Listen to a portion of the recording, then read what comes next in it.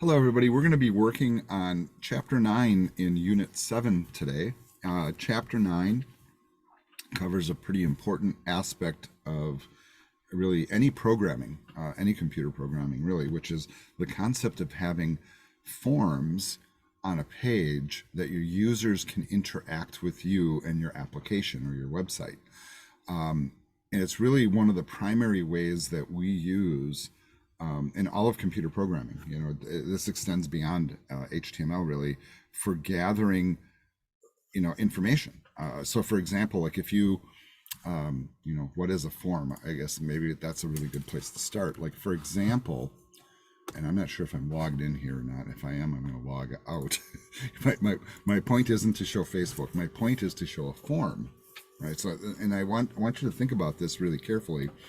If I'm not signed into Facebook, and I love using this one as an example, and I type facebook.com, I go to their website, the screen comes up, and here it is, and you can see I have like my profile and my wife's profile here, where we sign in, and my stuff is already added there, and I should probably obscure my email address here, so so people on the internet aren't grabbing it, but I really kind of don't care.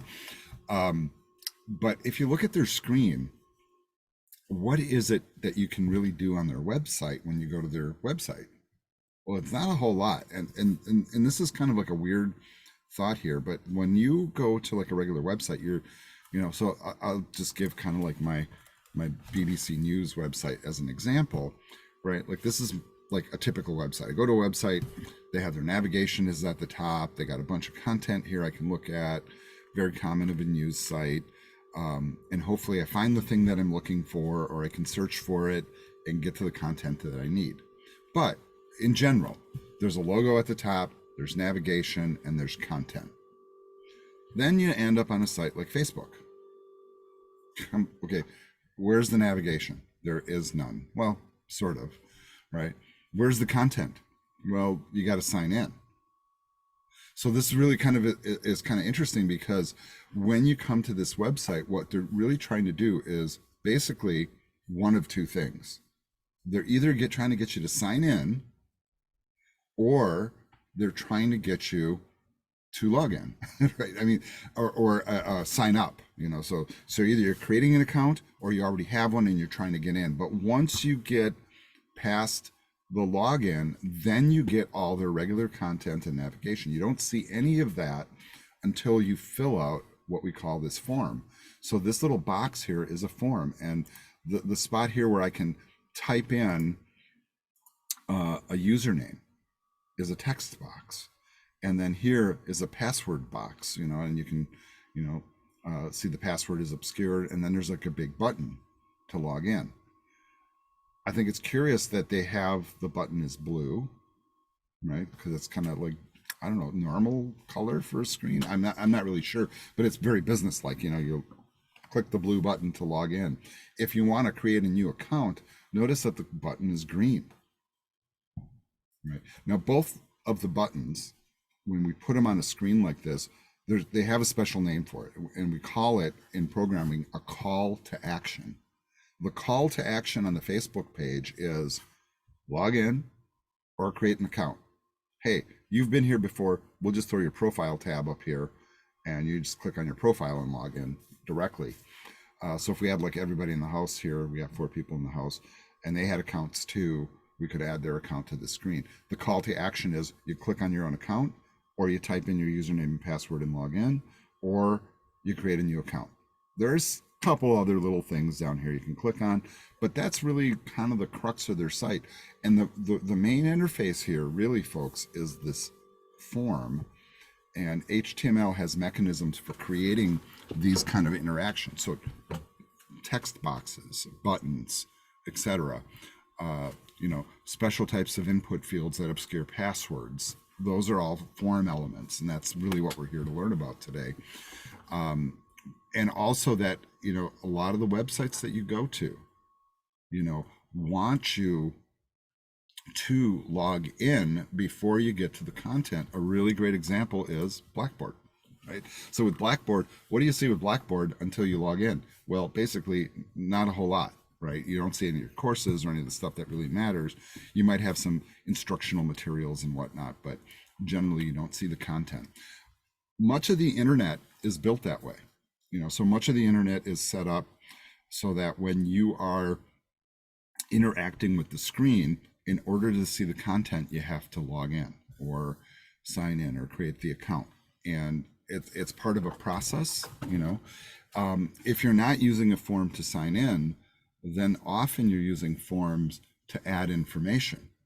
Every time you send a text message, like in an app, whether it's on your phone or on the screen, you're filling out a form and you're hitting a button. Isn't that kind of interesting? So this is a really important chapter in terms of like content development.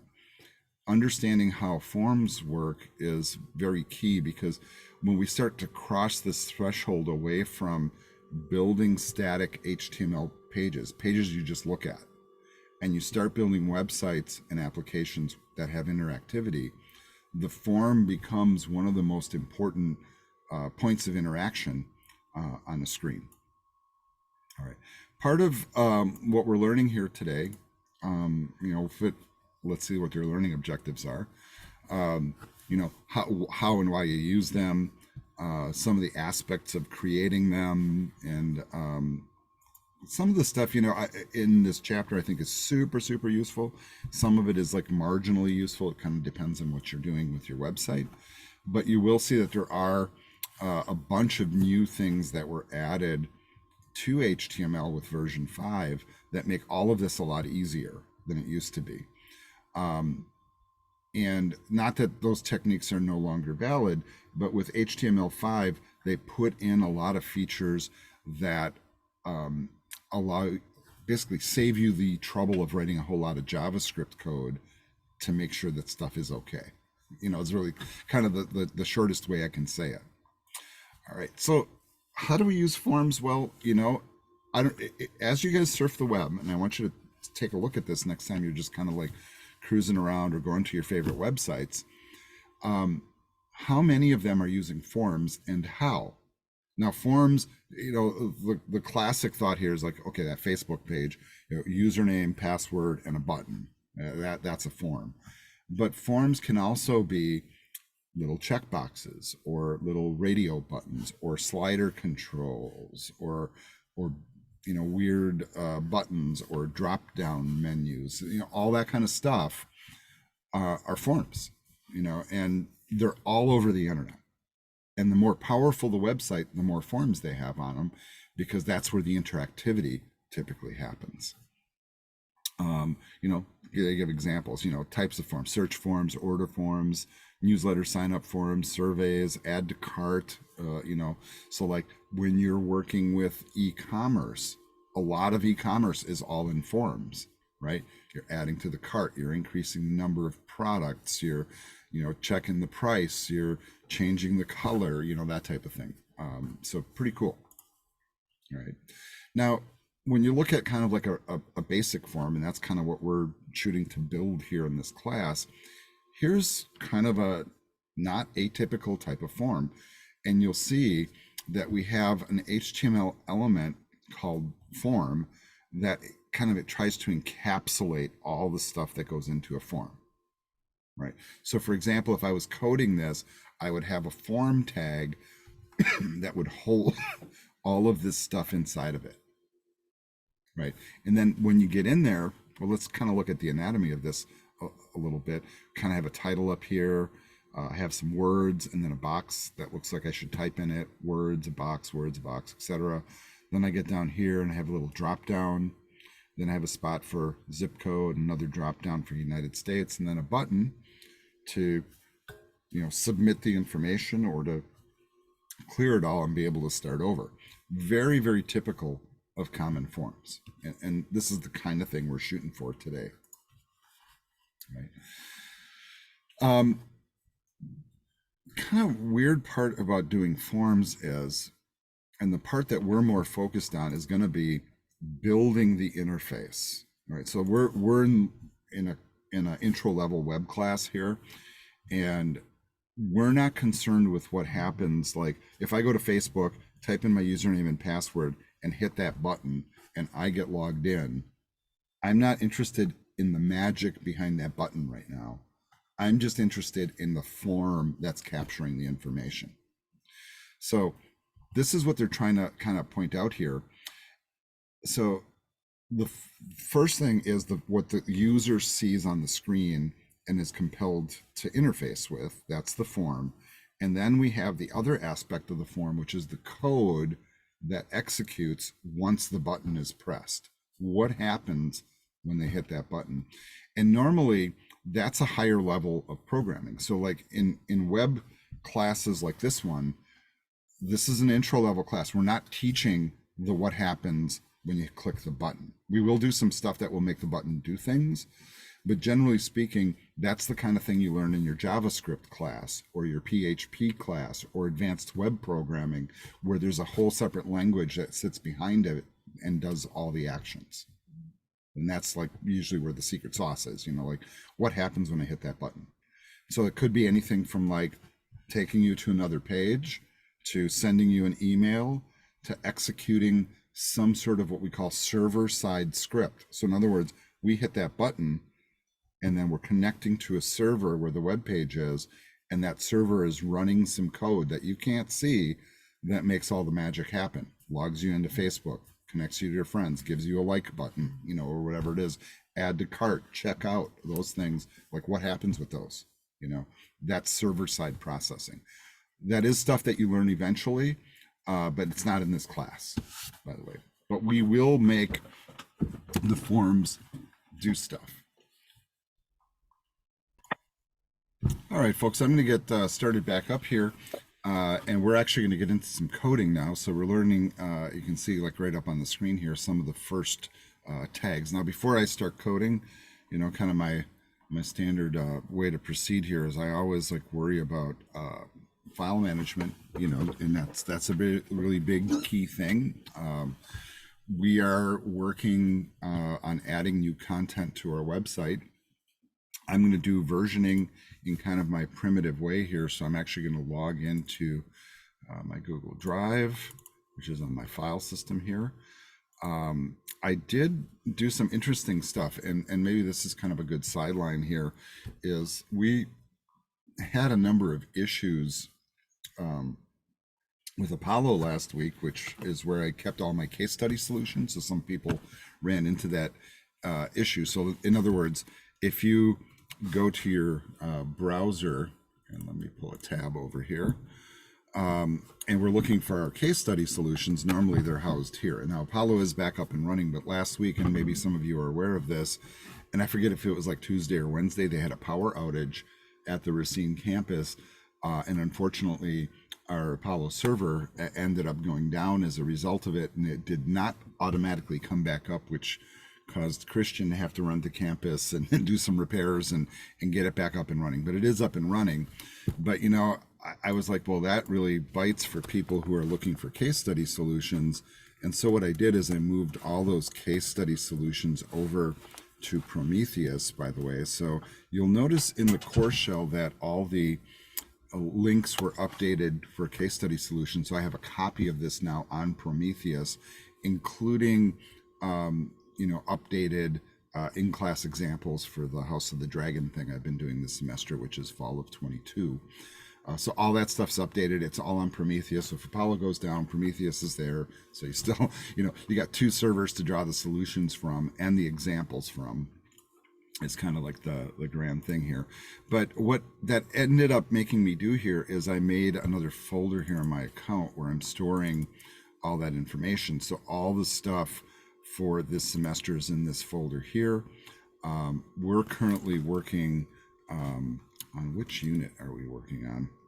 Unit 7 is the one we're working on, forms, right? So that's Unit 7, forms. And where I had left off here is I had a version of the project in Unit 6. So that's where I had all my work from last week. My method of versioning, at least when I'm working locally in a local file system, is I just make a copy of the last version, and then I just paste it into the same folder, and then I just rename it as Unit 7. So I'll just call it Unit 7. I do want you to notice, and I know I say this every time, all lowercase, no spaces in the folder name, no spaces in the file names inside the folder either. You'll notice kind of a thing.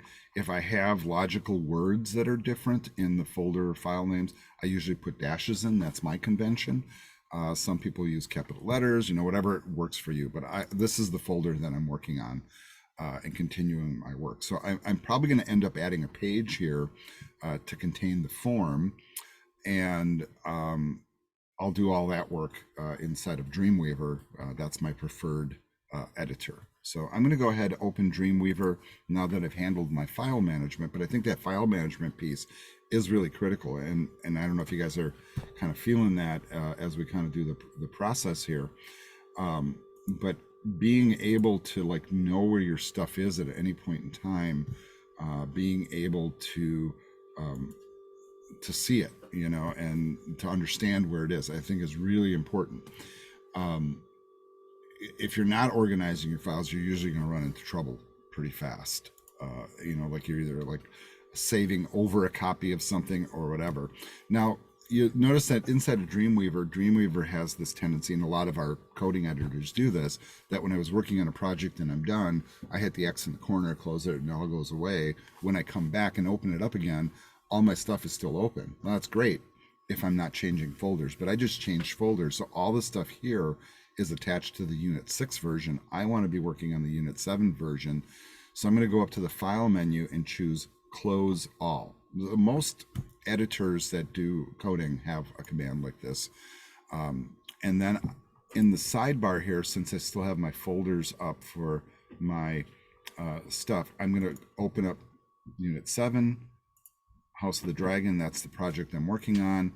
And I'm not sure which of these pages I'm going to open, but I might pull up like maybe the About page or something like that. And I don't even remember what's on it, so I'm going to take a look.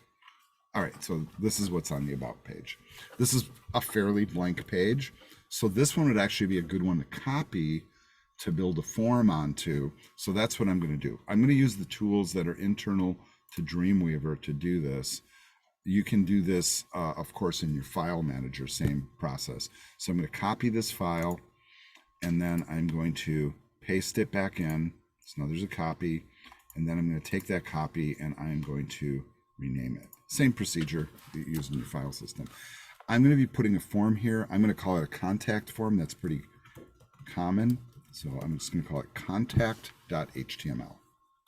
So page is now there. Now this thing that we're seeing on the screen now, this is my About page. We may as well close that one, and let's double click the contact page to get that one up on the screen and its code. Let's begin by just doing some real basic stuff here. In the content area of the page, I'm going to change the page so that it says contact here instead of about. So I think that's pretty pertinent. That way you've landed on a different page. The other thing I think about is like, well, hey, I just added a page. I need to add that page to my navigation. So let's get that out of the way right away so we don't forget. So we're doing an anchor tag here, we're doing an href. We're going to use the contact page, and let's just call the link contact. All right, pretty simple. Should dawn on you at this point that, okay, well, if I'm changing the menu on this one page, it should change on all the pages. So let's go ahead and open all the pages. All the HTML is being opened. And now that I have the new version of the menu here, I'm just going to copy this and then replace. Now, I guess I could have just added a link. I took the more cumbersome approach of replacing all of it. Maybe not a smart idea, but hey, that's what I chose to do. So at this point, I'm just going with it.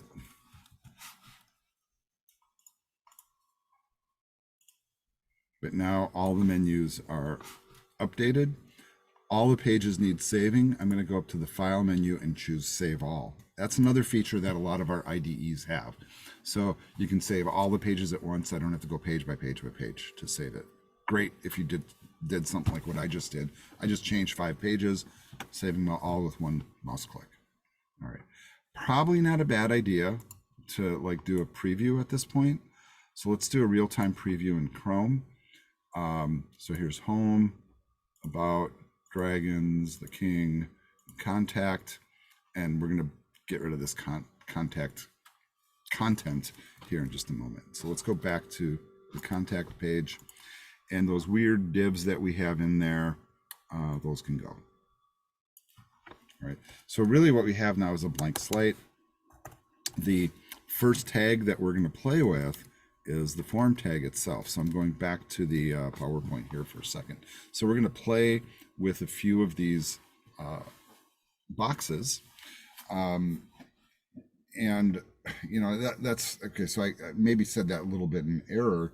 You know, what I meant to say is play with a few of these tags, but all of them do form boxes. You know, so whenever you put a tag on the screen, it does form a box of some sort in a rectangular shape that in terms of the space it occupies. So the first and, you know, most critical tag, of course, is the form tag itself. That's the one that adds a form to the page, and then all the elements of the form will go inside those tags. So you can see, creating a little space for myself.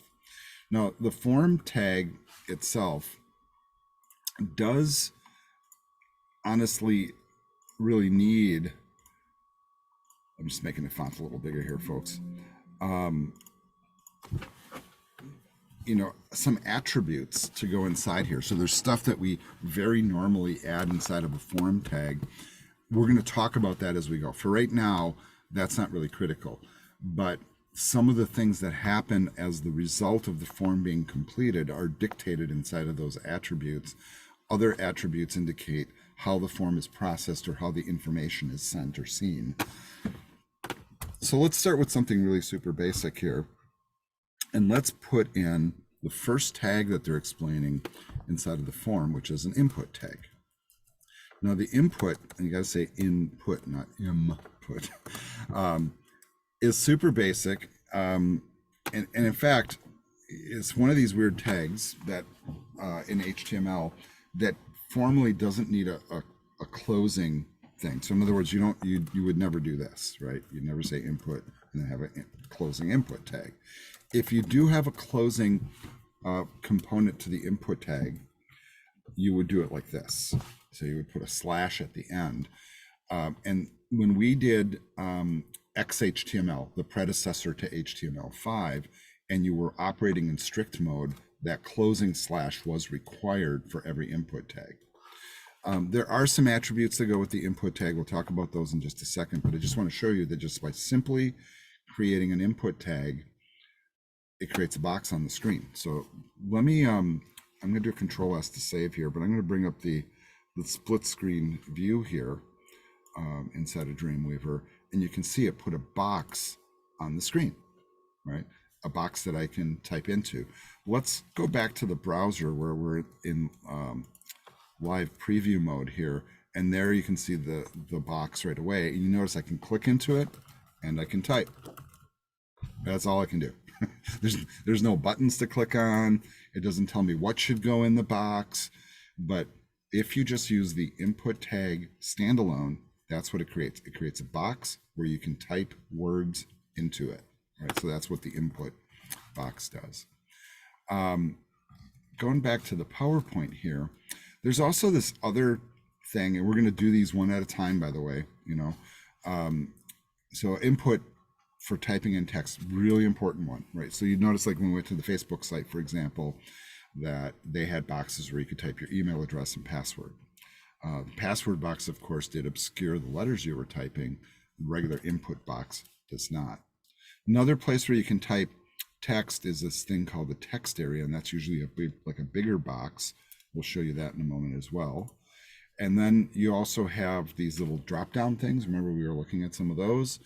And then, you know, the things that go on that drop-down list fall under the option tag.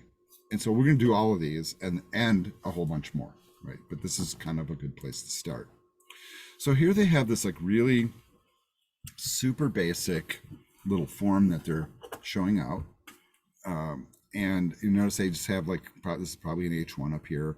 Then they have a form, and then they just have some words, and then they have the input box, and then they have a button. And in fact, they actually have two buttons. You can't really see it here, but there's a like a submit button and a reset button, and we'll like kind of work on both of those. I just want to show you like how simple this really is, though, in terms of like how you kind of put it together. There is, you know, a number of different ways to put the stuff on the screen, and some are better than others, right?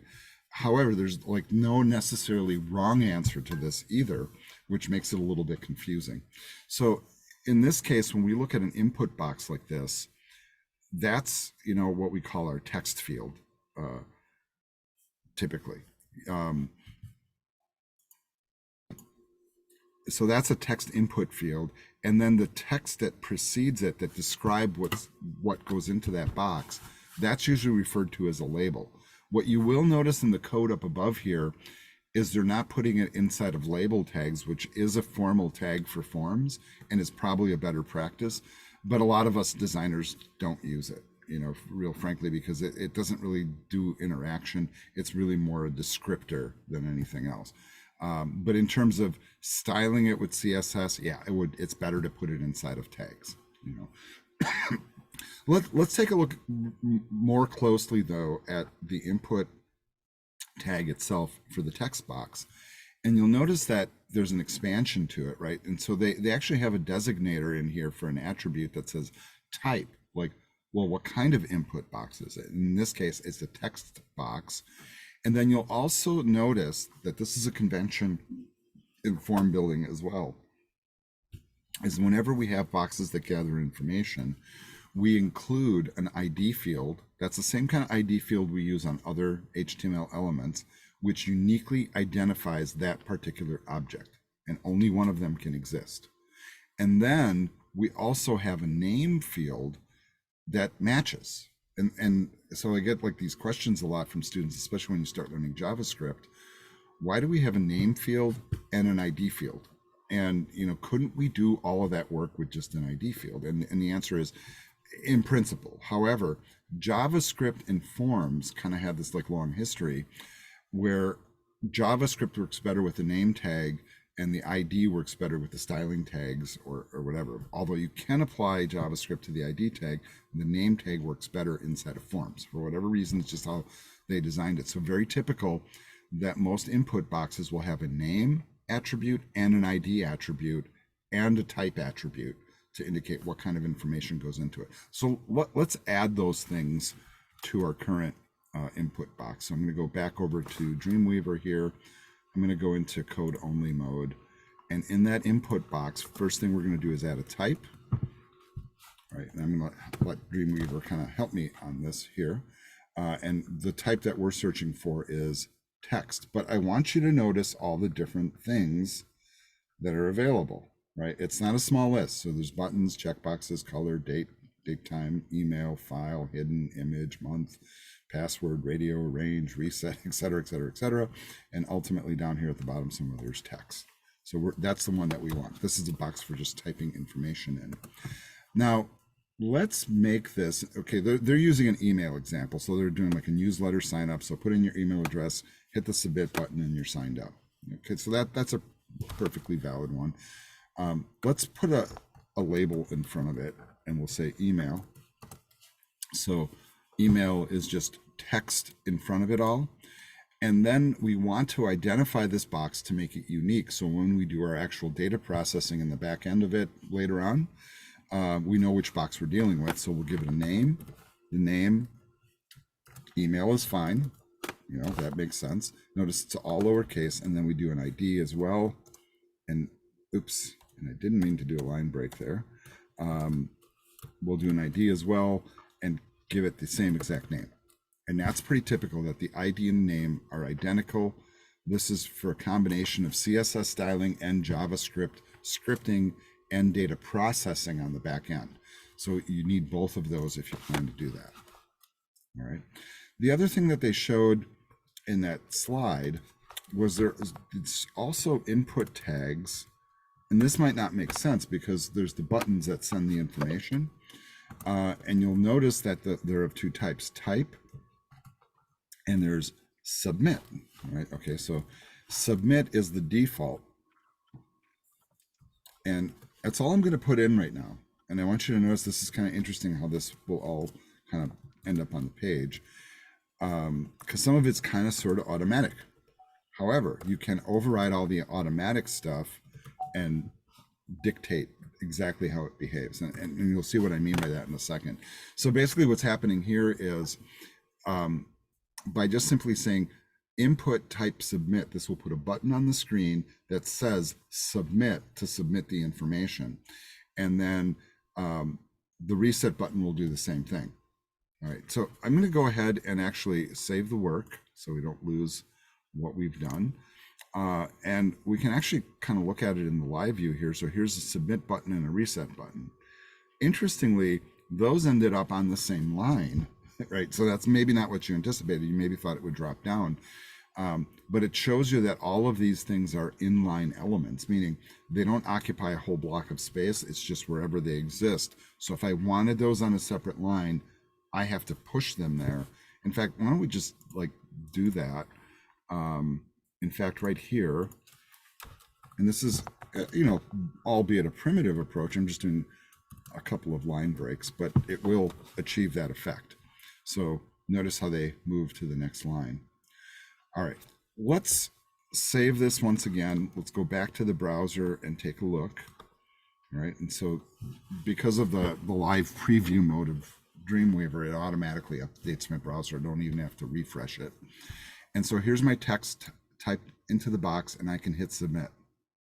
Okay, well, it tried to submit, right? But there's no action attached to that button, right? And so we're not really worried about that action yet. But what we will do is we're going to create a page towards the end of the session here today that will automatically make it look like we did something, right? And then also have that page redirect us back to the website. So that's kind of a neat little thing that we'll do. So remind me to do that.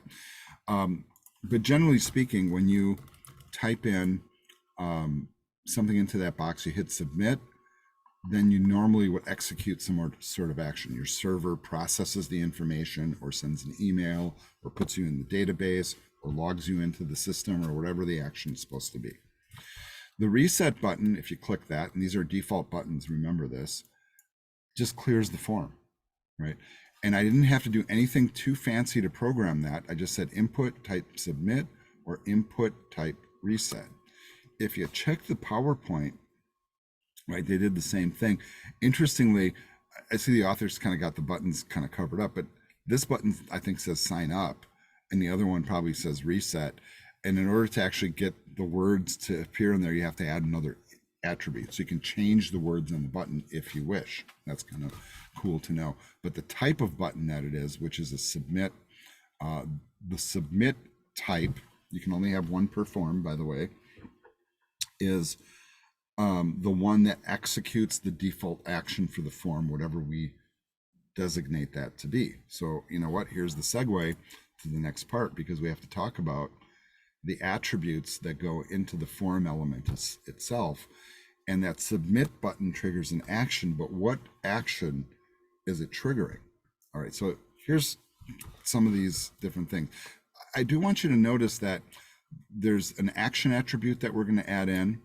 There's a method attribute we're going to add in, and then a name and an ID. And now, so why don't we start with the low-hanging fruit, right? And the low-hanging fruit is the name and ID. So what I'm going to do in my contact form here is on the main form tag itself.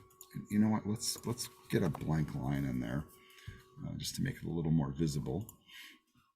I'm going to add to the form tag, and we can do a name and an ID. That's a great place to start. So name, how about contact? That seems, or if you want, you could do contact form. That would be fine. Whenever you add a name, you also give it the same ID, and I'm going to name it the same thing. Once again, for styling and JavaScript is why we need those two things. The next part of it is the action tag. For right now, I'm going to type this in, and I'm going to leave it blank. And then there's this thing called method. So all of those are considered required. And, to various degrees. And I see I have a little typo here. That should be an equal sign, not a plus sign, by the way. So those are the default attributes for a form.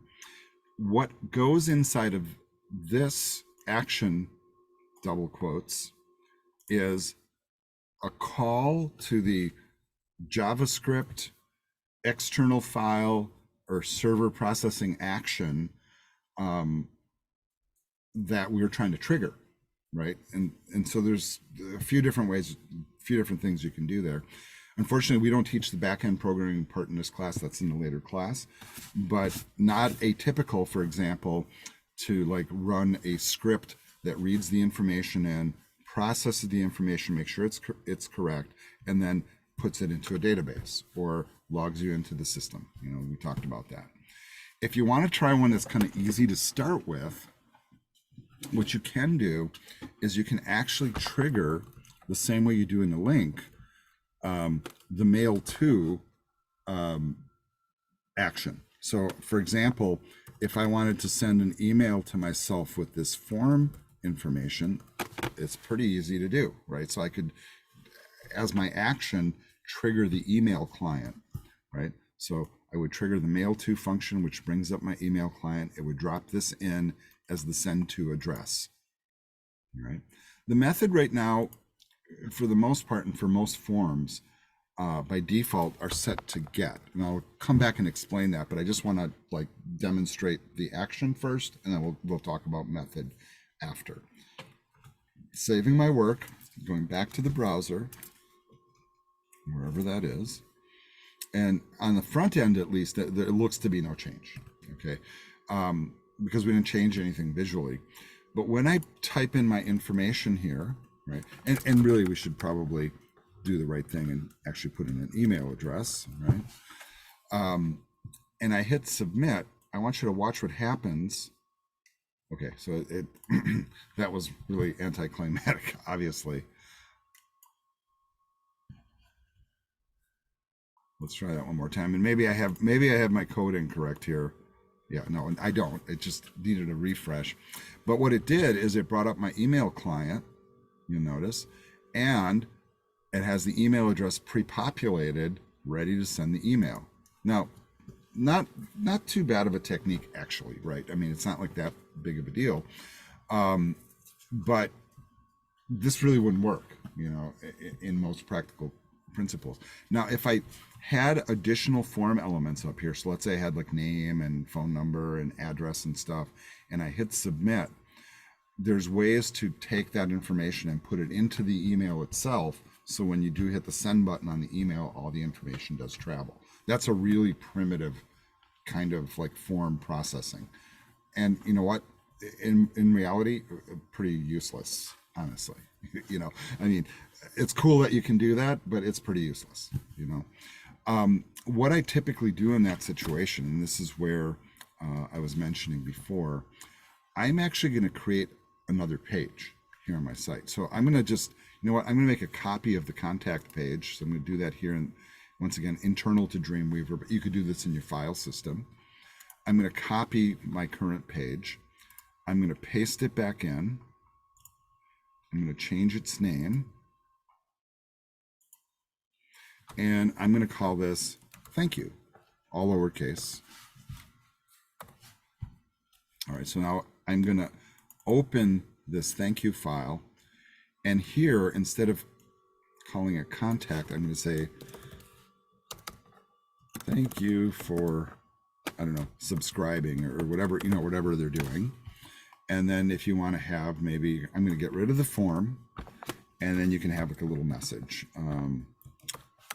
maybe a paragraph.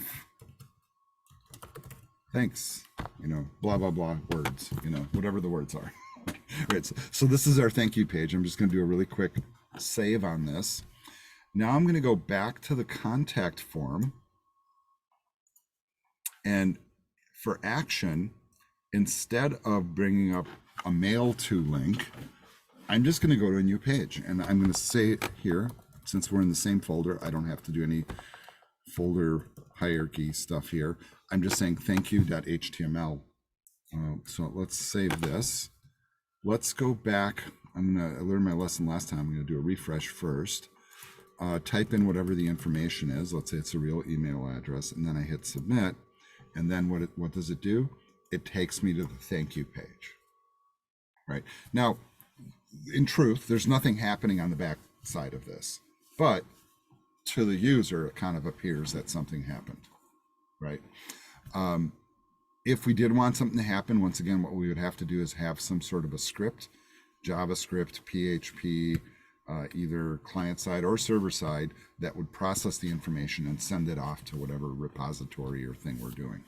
But for right now, we are just demonstrating, so we're allowing people to type in an email address, hit submit, and thank you for subscribing. Now, the book does get into some of the server-side processing stuff and actually recommends a couple of websites where if you really wanted it to process, that you can use for free. I don't require that for any of my assignments. So what I just did with the thank you is probably adequate. All right. So we talked about what the action does. So the action takes whatever you put in the form and then triggers the code that would process it, right? We're just going to another page. That's fine, right? Name and ID, I think we explained those pretty well. But now we got to talk about this method thing, which is really kind of bizarre. And this is really much more of an advanced topic. And when you get into your advanced web programming class, usually Christian is teaching that one, but we usually do a little thing to explain in much more detail what get and post mean. There's actually more methods than get and post, but get and post are the two most popular. So now the thing that is critical to understand is when you do create a form, if you do not indicate the method, the default is a get, right? And that's default, typical, in other words. What I want to show you is what a get is. And this is really kind of bizarre, but when I go to Google and I do a search, right? So for example, let's just say I'm searching guitar, just the word guitar, and I press enter and it searches. Now, okay, so it's going to bring back on the screen a bunch of results about guitar. But here's where I want you to look. Instead of looking at what comes up on the page, I want you to look at what's in the address bar, right? And in the address bar, if you look at this, okay, well, we're on Google, so that makes sense, right? Then they have, after their slash, it says search, question mark, there's a Q equals, and there's my search term, guitar. And then there's an ampersand and a bunch of like gobbledygook. That probably means only something to Google people and whatever. But here's what a get is. When a get is when you type information into a web page and you send the information via a get, you can see the information in the address bar. All right. Okay, not a big deal, right? So if I like expanded my search, and I'll give you an example here. Electric acoustic guitar. Great. All right, that's fine. Look up here. Notice I see my search terms once again. So what I searched, somebody could tell exactly what I searched, like if they weren't looking at the top of the screen, by just looking at the address bar. So what happens is when you put stuff into Google's search form and you hit search, it takes that information and puts it into the address bar where you can see the information. Okay, not a big deal, right? That's fine, it works, right? But what if that was a password? Would you want it in the address bar? Or what if that was your credit card number? Would you want it in your address bar? And the answer should be no, right? You don't want people to be able to steal that. But that's what a get does. A get takes whatever's in the form, and I want you to think about this really carefully. If there was like first name, last name, address, phone number, city, state, credit card, firstborn, social security number, and it was a get, and you hit send or submit, all of that information will appear as plain text right up here in the address bar. Really scary fact, back in the 90s, like when Yahoo was brand new and people would sign into their site to use their email, they didn't hide. You could find a person's password by just looking at the address bar. They didn't have the technology or the thought back then that it should be obscured. their thinking was like, well, who's looking and who knows, right? But that's how the internet works. If you're not obscuring the information, it is interceptable in transit. That's kind of bizarre to think about, right? So anything I type into a form and I hit send, if the form is set to the method get, the information's in plain text in the address bar. So this is a really important piece of information. There is an alternative to that. Okay, so it's like, okay, well, what do you do? So if you don't want people to see your password or your credit card number or whatever, then you use the post method, which is, I'm going to call that, okay, default is get. So if I don't specify it, that's what happens. And in some cases, hey, if you're doing a search, like who cares, right? But if you're sending sensitive information of any sort, the better choice is post. So let me show you what happens on the live page. So I'm going to go back to the contact form here. Let's do a refresh, make sure it's loading up okay. And I'm going to do kind of like one of my weird like junk email addresses. And then I'm going to hit submit. And we end up on this page. Now, what is kind of deceiving here, and we're not seeing that. So I'm going to open it up from the file view here. So let's do contact, right? Put in that goofy email address again, and I'm going to hit submit. Here's what's interesting about this, folks, right? I want you to look at the URL, right? So like Dreamweaver obscured it, but on a regular website, a regular server, this is what would happen. It would take you to the thank you page, and then notice it shows me what the person typed in the URL. That's a get, right?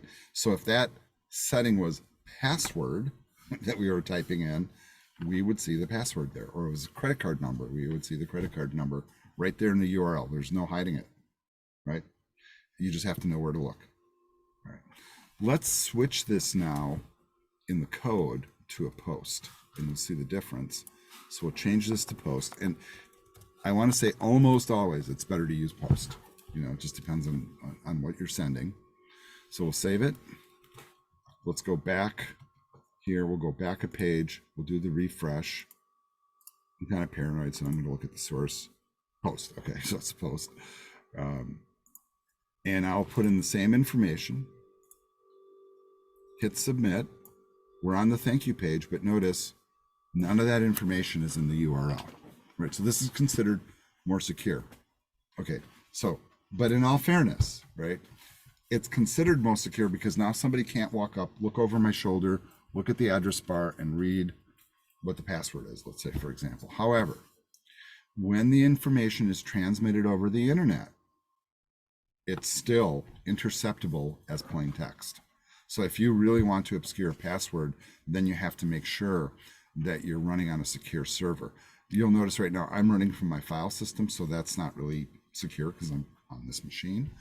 But whenever you go to like a real live website, and I'm just taking us to the BBC website, if there is a lock on the screen, right, and more importantly, when you look at this URL, and I'm just going to bring this over to Dreamweaver and just kind of paste it in so you can look at this, you'll notice that it's an HTTPS.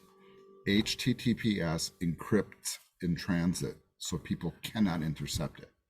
Without that S, if it was an HTTP, even with a post, people with the right tools, like a packet sniffer, and Vidal, you know what I'm talking about, right? You can run that packet sniffer on the connection and extract the password. So that's why it's really important that you're working with secure sites when you're typing in information. So always look for that lock. So really critical information, and I know that goes a little bit deep, but generally speaking, your method should be post. Experimenting with both is fine. I think Get's okay for generic, non-important information, but post is required for anything that's going out there that's somewhat sensitive. And ideally, we're doing that on an HTTPS connection ultimately. Once again, a little beyond the scope of the class. All right, let's keep kind of pressing forward here. And now that what they're going to do is they're going to start giving us different form elements kind of one at a time, and not only kind of demonstrating them, but actually adding all the attributes to them also. So we're going to kind of do some of playing with all the attributes so you can see what they do. And then you can kind of experiment. So like whatever kind of website you're building, and you might want to gather different kinds of information from your users, that will dictate the kind of stuff you do, right? So it just depends on what thing you're asking for. All right, so some of the attributes we've already tried, right? So we did the type, and if we're just grabbing words, text is fine. We're going to put a name and an ID on everything, but there's some other ones here, right? So there's size and max length and value. So let's play with those. So here we are with that first input tag. This is the email one. We already have type, name, and ID, and I consider those standard for all of them. And then we have here. Well, here's an example. Size is one of the first ones we can play with, and I got an equal sign in there already. Sorry about that. But maybe I set the size to this to 5. Right, let's take a look at what that does here. I don't know if you notice that there's a difference, but when I don't indicate a size, so maybe that's probably a good place to start. Let's just cut that. What's the default size? I don't know, about that big. I think it's about 20 characters, but I'm not entirely sure. What I could do to find out is just go, I could type into the box, right? In fact, let's do that in the browser and figure out how many you can fit in there. And go to contact, and then 17, 18, 19, 20, 21, 22, 23, right? And when you get to the 23rd character, at least with a small letter A, like an M would be wider, I get about 20 some characters in there, and then I can keep typing. It doesn't stop me from typing. I don't know if you guys are noticing that here. 2 different letters, so you can see. I can just keep typing and typing. It doesn't care. But size, what size does for us is it controls the visible size of the box. So if I set this to 5 and save it, go back to the browser and refresh, now the box is smaller, but I can still keep typing. Doesn't matter how small it is. I can keep going pretty much forever, All right. So that's what size does, is it makes the visible size of the box smaller. Okay, for an email address, probably not a smart idea, but maybe if I was doing zip code, well, that doesn't need a lot, so size of 5 might be perfect. In fact, does the size of 5 correlate to how many characters? Well, let's find out. And I should probably choose a character that's a little wider, like a letter W, right? That's a little wider. 2, 3, 4, 5, they all fit. In fact, I can get 6 or 7 before it starts to squish in there. All right, so that's what size does. It controls how big the box is. Okay, so you play with that to your heart's content, whatever works for your thing. The other one that they have is max length. Oops, max length. And this one would do a little bit more what you're anticipating. So let's say instead of email, this is a zip code, and I do set it to 5. So for 5 characters, and actually I didn't hit save on that, did I? Let's Control S to save, back to the browser, let's do a refresh. And now I can type 1, 2, 3, 4, 5, and nothing else. I don't know if you can hear that, but I'm totally hitting my keyboard. That caps it at a certain number. Okay, so that could be useful. For example, if you're asking somebody for a credit card number, it can't be more than 16.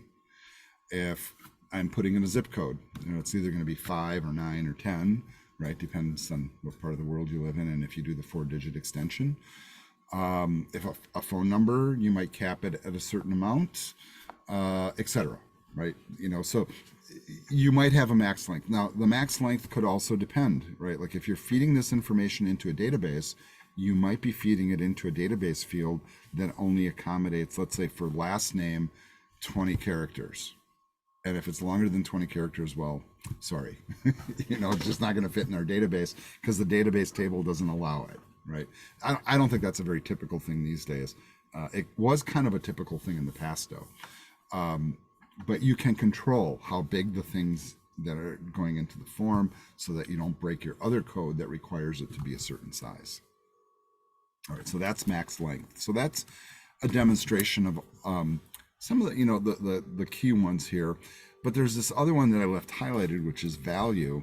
And this is kind of an interesting one. So I can, for example, if I know what information should go into that box, and the example that I'm doing right now isn't really a great one for this, but if I knew what I wanted it to be in that box, I could pre-enter it, so I could say my email at, whatever dot com.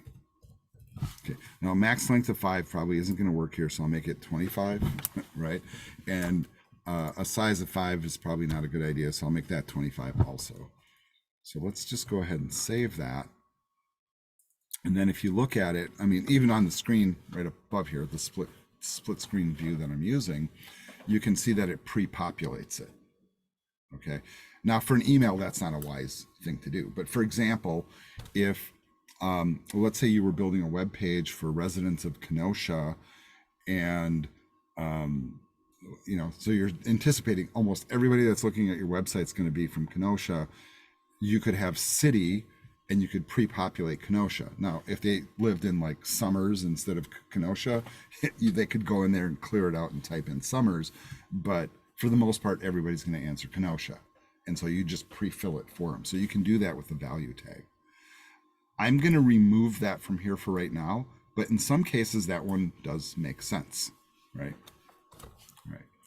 So let's leave that where it is with email. And so we got kind of some examples there. But, if we're going to do like a kind of a standard contact form, here's kind of how my brain works, like email. Yeah, that's an important piece of information. But wouldn't it be kind of nice to have their first name and last name too? So maybe we should do this. Maybe we should say first name. And then we'll do another input box. We'll do input. That's going to be text. So we'll say type text. The name can be, how about first name? And notice my camel casing here, the N is a capital letter. And then the ID could be the same thing.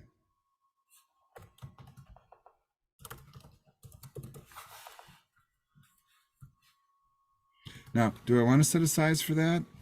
I don't know. Maybe, maybe not. That's very subjective, right? Like I said, if you know that you are working with certain kind of data, make it a certain size. If you know you don't want it any longer than something, you can say max length. That's typically not much of an issue, though. We could probably also do last name.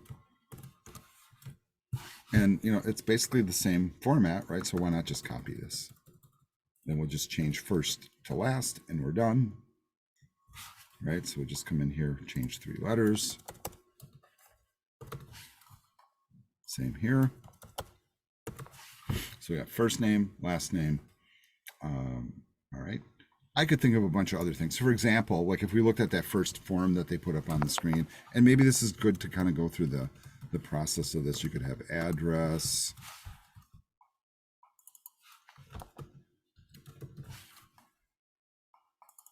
That's also text, right? So really easy to do. And then we could do city.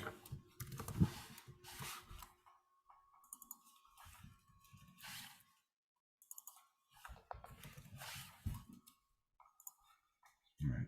Are you guys noticing though, as I'm doing this? Oh, well, that doesn't look good. Right. I hope you say that, right? I hope that your brains are starting to think like that. All right, well, how could I make it look better? Well, one thing I could do is I could put a line break after each one of these. So I could do this. Right, so you see last name, first name, address, city, etc. And if you're going to follow this pattern, you could do state. And then we would want to do the, well, this is kind of an interesting one, right? Because state, usually, like if somebody's typing this in, do we want them to type out the whole word, or do you want the 2-letter abbreviation? So this might be one where you could say size equals 2, right? Thinking about 2 letters are going to fit in there. And you could also say max length 2. So you can kind of control that. So first, last, address, city, state, email, and maybe you could do phone number or something like that. Let's put another line break here. All right, so that's kind of what we've created. Let's save this. Let's go back to the browser and just take a quick look with a refresh. And you know what? Not too bad, right? It could be prettier. You know, I might argue that I think like all of the lines, and this is just my eye, might look better if there's 2 line breaks in between each one. So, you know, I'm just going to go ahead and do that. See, I'm just kind of moving the line breaks down, putting them on their own line. Also makes the code a little easier to read, and it looks, I think, better on the screen. Maybe you don't agree. All right. I did notice, like when the author originally did this, though, that, you know, all of these were like lined up. Okay, so now how do I go through the process of lining these up? Well, here's one thought. You could take all the form elements and you can put them inside of a table, because the table has rows and columns. And in fact, you know, a lot of people will do that, and that's okay. So you can take your whole form, put it in a table, and that way all the boxes line up really beautiful, right? Another approach, and I think this is more of a modern approach, and frankly, I like it better, is I have been kind of a fan of doing it like this, where I take the descriptor and put it above the box as opposed to the left of the box, right? And I don't know if you guys like this or not, but I like it better. And in fact, if you look at a lot of websites are doing it like this now. And so I'm just kind of arranging the screen here so we can see it as I'm doing it. So after each one of these labels, basically, or descriptors, I am putting in a line break. And I'm also moving the input tag down to its own line. For me, it just looks a little bit easier to look at in the code. And then you can kind of see the effect, right? Okay, so that's one approach, right? And, you know, we got rid of the issue of it being kind of like jagged and not even. And in fact, you might even look at some of this and go, well, you know, do first name and last name really have to be on separate lines? You know, you can start asking yourself all sorts of questions, like how to do a layout on this, and how to make it look pretty, and what size it should be, and all those things. Highly subjective, depends on what you're doing. All right. We are going to come back in a little while, and we're going to do a little bit of styling on the form. In fact, but we could do some preliminary styling right now to make it just look a little better. So I'm going to go ahead, I'm switched to code only mode. I'm going to save my HTML file so I don't lose my work so far. Right, so here's our form so far as it exists. But I'm going to switch over to the style sheet, and I'm going to go way to the bottom, and I'm going to add in a style for form. Form is just another one of these HTML elements that creates a rectangle on the screen, once again. I think what might look kind of nice with this is, let's give it a background so it's easier to look at. And so basically put it inside of a box and give it kind of the size and the shape, and you know, make it easier to look at. It's really the polite way to say it. I think I'm going to do a width here first, but I'm going to say maybe like half the size of the container. You know, so half the size of that wrapper. So I'm just going to shoot for 50%. And if that doesn't work, I can change it to a fixed pixel amount as well. The other thing is let's give it a border. So I'm going to, you know, just kind of give it some definition, really, right? We'll do a solid line that's black and maybe 2 pixels thick. And then I'm going to choose a background color. Yeah, maybe beige is appropriate here. We'll see. And So the words aren't touching the edge of the box. I'm also going to put some padding on the box, kind of all the way around. We'll make it 40 pixels. All right. And I want you guys to notice we haven't looked yet.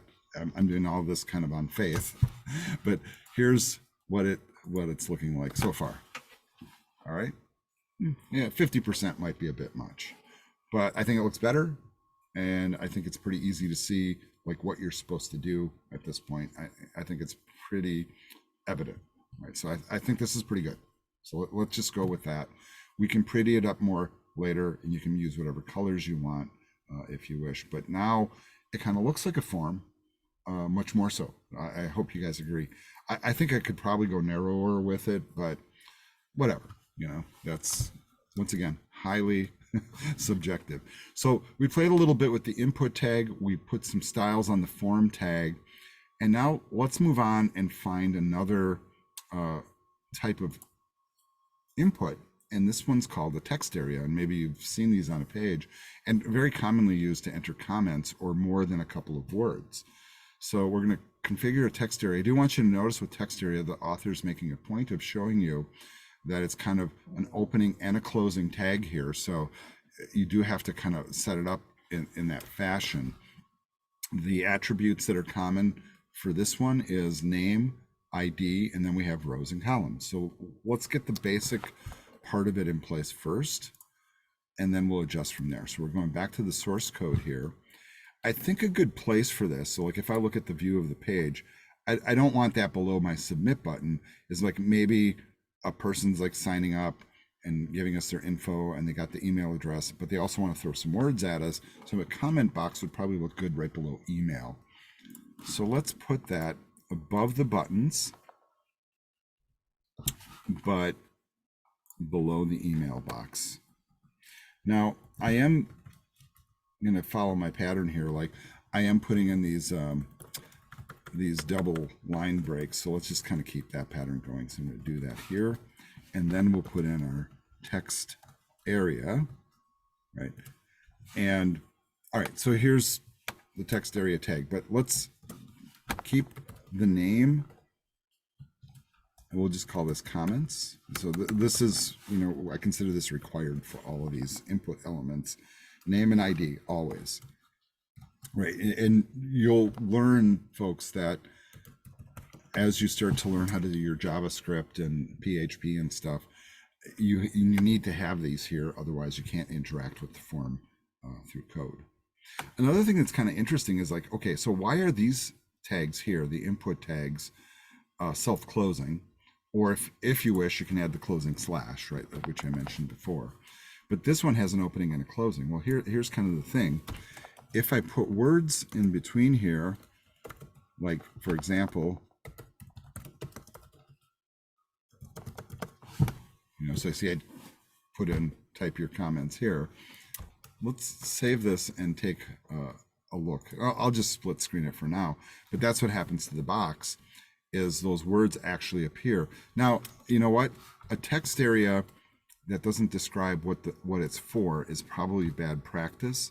So I should have a label on that one too. So let's do that. So here, I'm going to say comments. All right, that makes a little more sense. All right, let's save this. Let's go back to the browser again, and let's do a refresh. So here's with the new background and a comments box. All right, whatever. It's a nice comment box. It's really small. Right, I got a lot more to say than that. So interestingly though, whatever words you put in between the text area, you can come in here, you can get rid of them, right, if you wish. And I'm going to argue you probably don't need to even have anything in there. So but if I highlight it and start typing, I can type and I can type, and then I want you to notice what happens if I keep typing, right, is a scroll bar appears. But whenever you see one of these boxes, and this is really hard to see, but you see one of these boxes and it has this like weird thing in the corner with two little sideways slashes, that's an indicator that you can actually click and drag and make it bigger. Now I'm noticing as I make this bigger, you know, I think it looks a whole lot better, right? Now, yes, a user can always grab that and change it from whatever its default size is if they need to. But, you know, bigger to me would invite more comments to be typed in. So let's design it that way. And that's what the row and column attributes are about. So let's watch this change size as we add those attributes. So here's rows. That should be all lowercase, by the way. Rows. And let's just throw a number in. Let's try 50. Okay. Well, that made it tall, way taller than I wanted. All right. So 50 is probably too many. Maybe 10 is good. You know, yeah, that looks about right to me. All right. Now columns, as you might guess,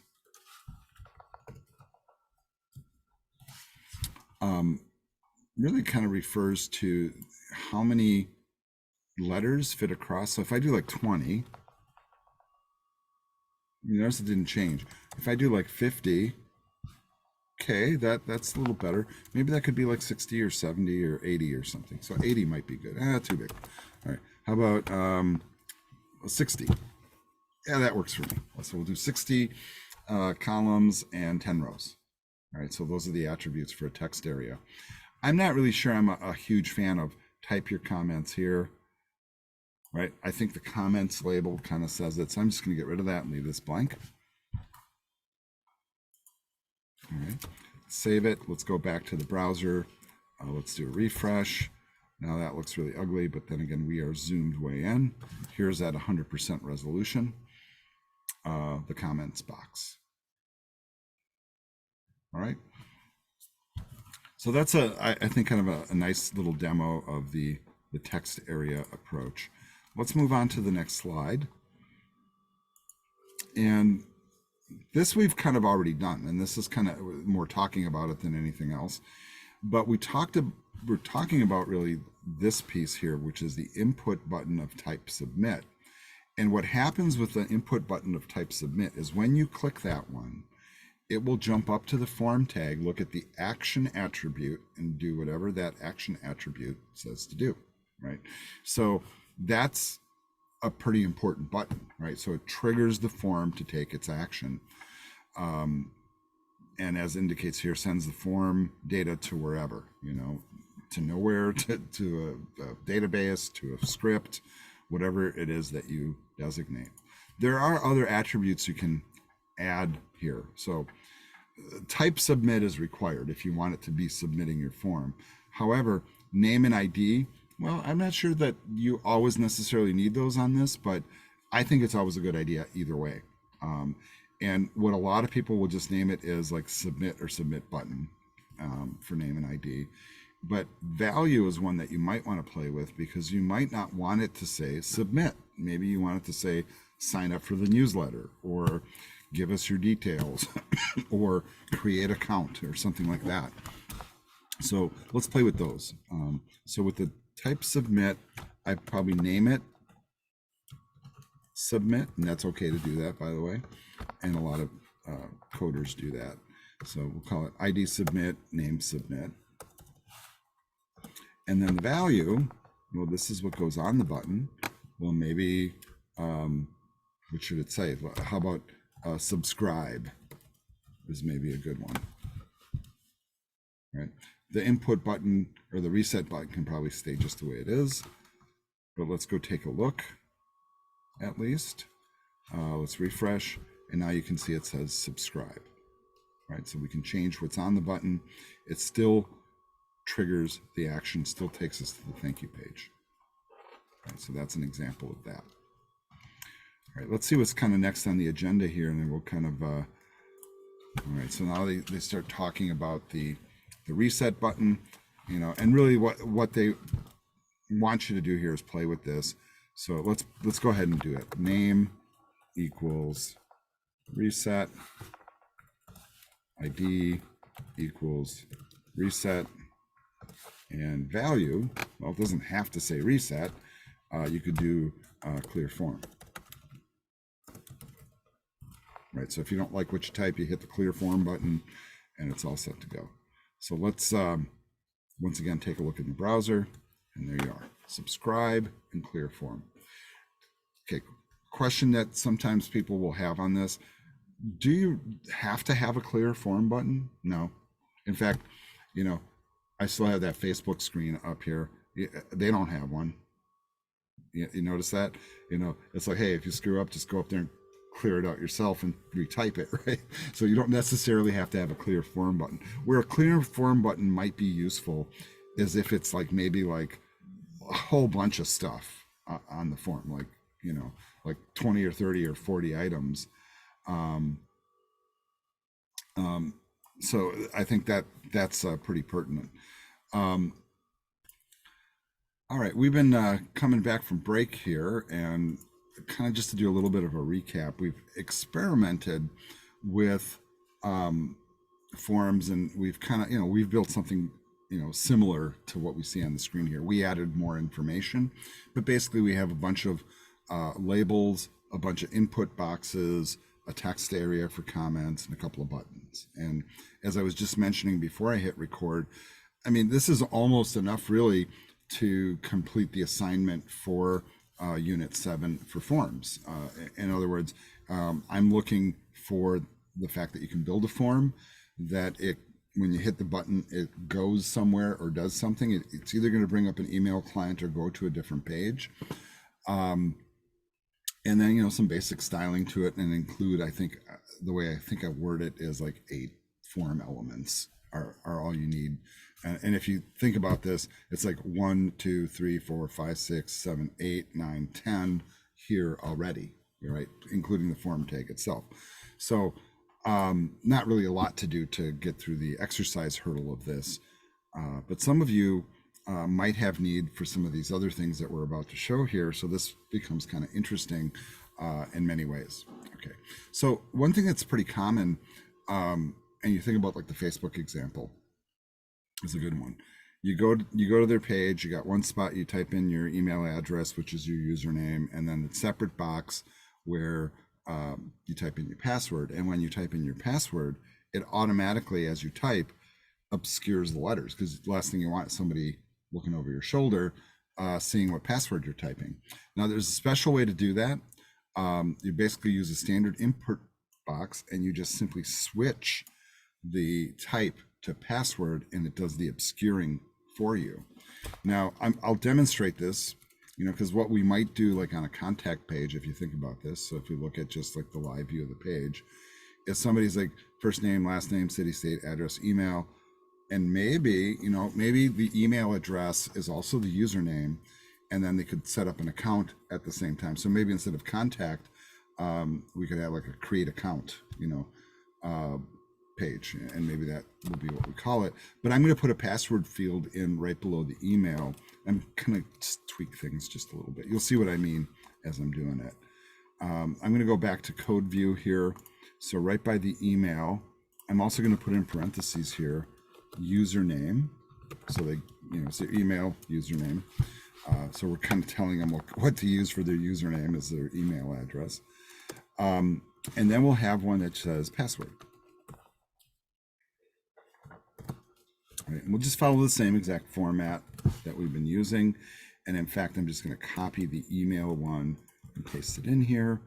We're going to change the name to password, ID to password. I'm not sure if we really want to worry about those pieces. And we are going to change the type to password. And that's really the most important piece here, is that aspect of it. Let's go ahead and save this. Let's go back to the live browser view and do a refresh here. I'm not sure where this is coming from Prometheus. We want the live local view, because I have not uploaded this to Prometheus yet. So we're going to look at contact this way. This is coming from my file system, as you can see up here. But now you'll see email and password. And I'm not going to type in all these boxes, but I do want to show you that as I type here, that the password characters are obscured. And that's really kind of the point. Now, interestingly, okay, so here's kind of the weird thing. Remember I was talking about like the method get and post. If I switch this to a get, save this, come back in the browser here and refresh, and type in my password, and then I hit subscribe, I do want you to notice that my password I typed is password.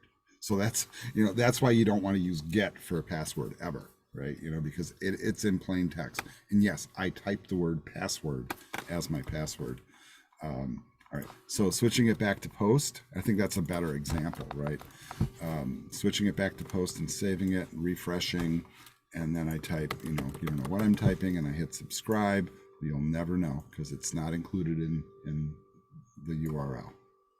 Right, so another demonstration of get and post, as well as the password tag. All right, so that's a password input box, and I think that one's particularly useful. I will say that in the old days, when I first learned this stuff, they didn't have this. This came with HTML5 in 2014, right? That when it became official. It was active for a few years earlier that you could use it, but not all browsers supported it, by the way, most notably Internet Explorer. In order for us to achieve this effect of like you type a password and it obscures, we would actually have to write JavaScript to make that happen. That was not an automatic, and problematic for security in a lot of different ways. So the fact that they built it into HTML5 and all we have to do is say type password, huge development for us coders, big time. All right, another type of input that we use is this thing called a checkbox. And a checkbox is a special type of input, and you see these on web pages all the time. And so they're giving an example here. Choose the browsers you use, and they have Internet Explorer, Firefox, and Opera, for example.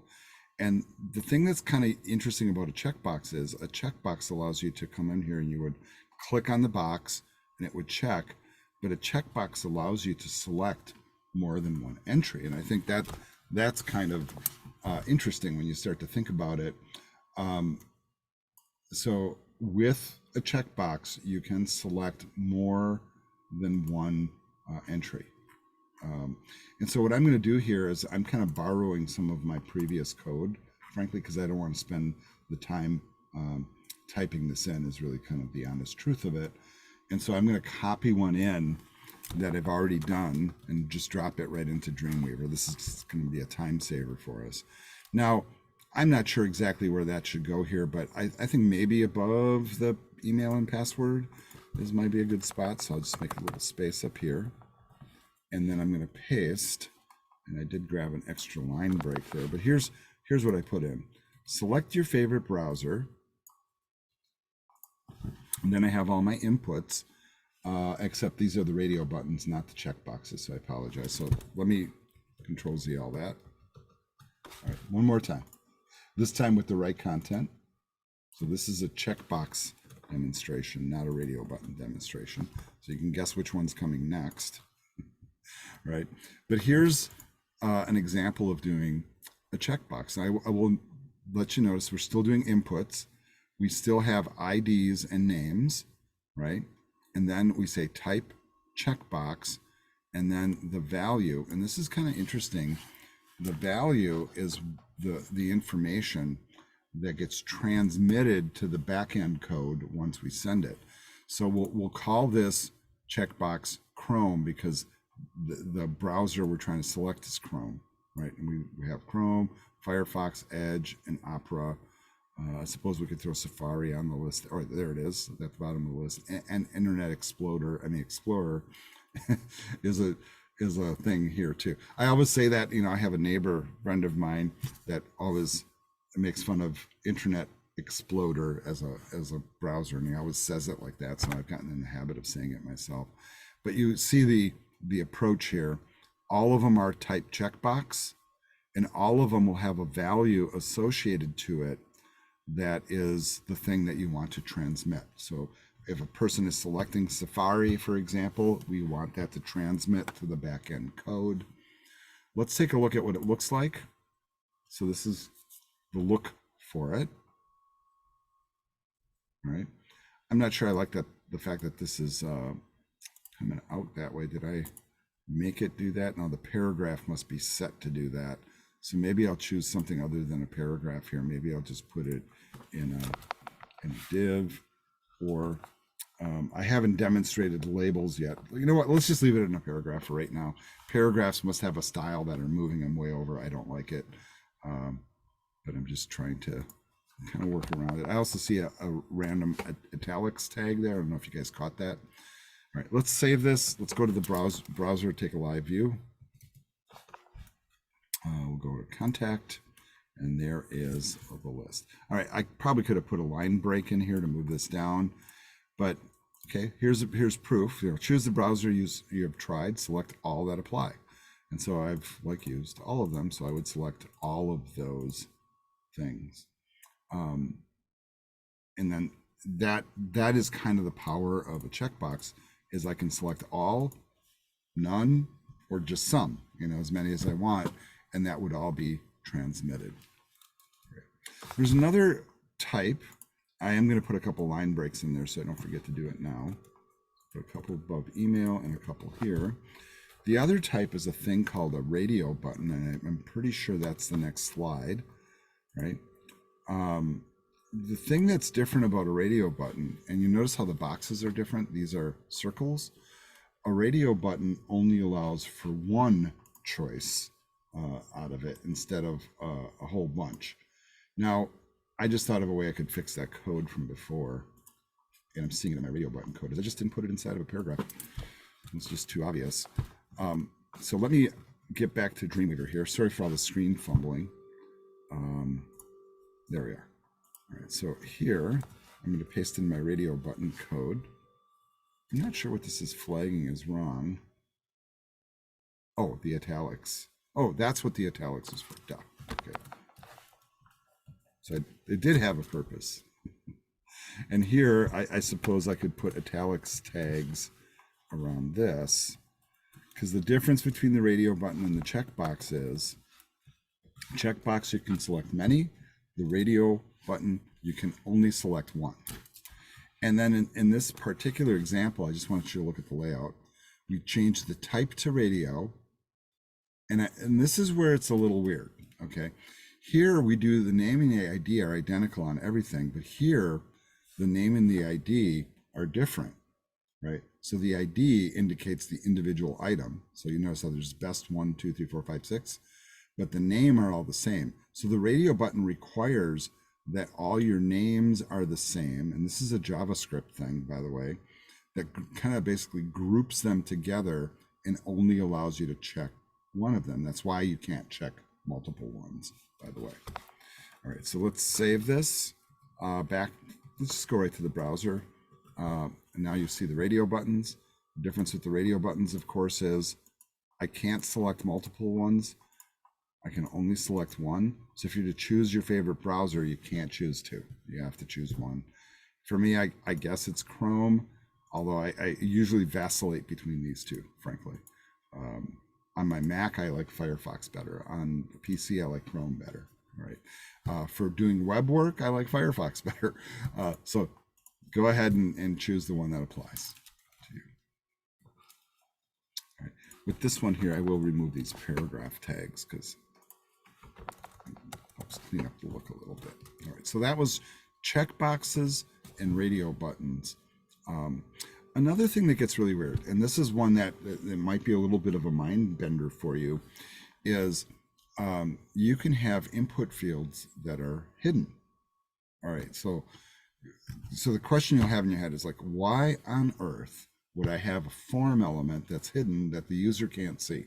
Well, sometimes, and I used to do this in my e-commerce applications when I used to build e-commerce applications, is I would sometimes take certain pieces of information and hide them on the form. So an example would be, like if I had a form that was processing adding a product to a shopping cart, sometimes I would take information like the shipping weight and I would hide that on the form, but I would pass the value along to the application on the back end. So I'm just going to give you an example of that because it's kind of a weird thing to do.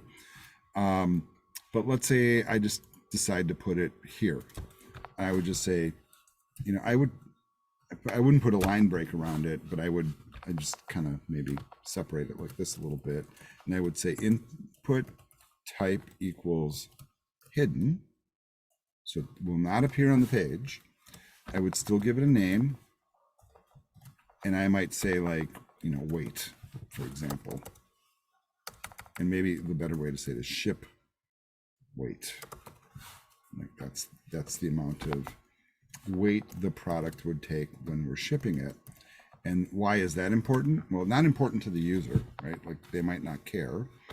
But let's say if something is like 5 pounds, it costs so much to ship. And when I'm doing calculations, I need to know that, right? Like what's the shipping weight? Well, I don't know. Well, if I add it here and give it a value, and maybe the value, and maybe I'd be more specific than 5 pounds, I might say like 4.75. And on most shipping systems that would round up to 5. But that value would be important in my shipping weight calculation for figuring out the weight of the total package, or if I like choose multiples of the certain item. So that's an example of a hidden one. You will see on the page, both inside of Dreamweaver here, it doesn't appear, right? If I go to the browser view, assuming it's saved, of course it is. Let's look at the browser view and refresh, that doesn't show up either. If I right click and view source, you will see that hidden field here, whose job really only would be to pass along that value to my other script. That's kind of the why behind it, folks. All right, I'm also noticing I'm missing a line break right here, so I'm fixing it. Let's move on to the next thing. Here's another one that kind of gets a little bit more, I'm not gonna say complicated, but it gets a little bit more, let's say, challenging to code through. So I'm gonna kind of demonstrate this one with a quick copy paste once again. This is known by many different names. So in HTML, technically it's a select/option box is really the formal name for it. So most of us will call it select box or select/option box. But you can also call it a drop-down list, a drop-down box, or an option box. Those are all the names it's kind of known by. What I think is kind of interesting about this one is kind of how it functions, and you can make it look, frankly, a lot of different ways. And I'm trying to find my example here on the other screen, which is why I'm kind of fumbling here a little bit.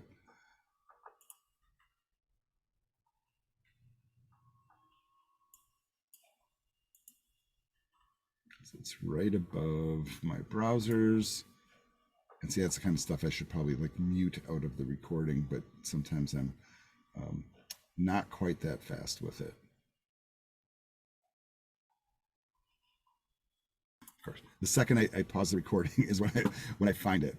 All right, so here's another example. And in this one, I'm going to demonstrate kind of like the whole procedure of how this works. So the way the select thing works is we have certain attributes we can add, but it creates this kind of thing. So instead of having like a list of stuff that you choose from, you have a little drop down, and then that shows the list. You click on it, and then that activates the item. The select list does have a combination tag. So you have to have a select and you have to have an option. So the select is kind of like the outer structure. The options are the individual choices in between. And each one of these will have multiple attributes that you can add to it. So rather than kind of talk about them on the slides here, I'm just going to get this code pasted in, and then we'll take a look. So this is just once again to save time. I'm going to kind of put this, I guess, here. Seems like a good spot, or maybe these line breaks here. All right, so here I just have a snippet of text that says, choose the car you like, right? And then we use the select tag, and I want you to notice name and ID on the select tag. That's kind of required. And then we have the options. And then notice what the options are, like which car do you like? So I have a Volvo, a Saab, Mercedes, BMW, Audi. It's all foreign cars, or car junker, right? And each one of these options will have a value. Now, it's not atypical And I usually, when I code, I don't do this, to also do a name and ID on all of these, and in which case I would choose the same name and same ID that I probably use for the value.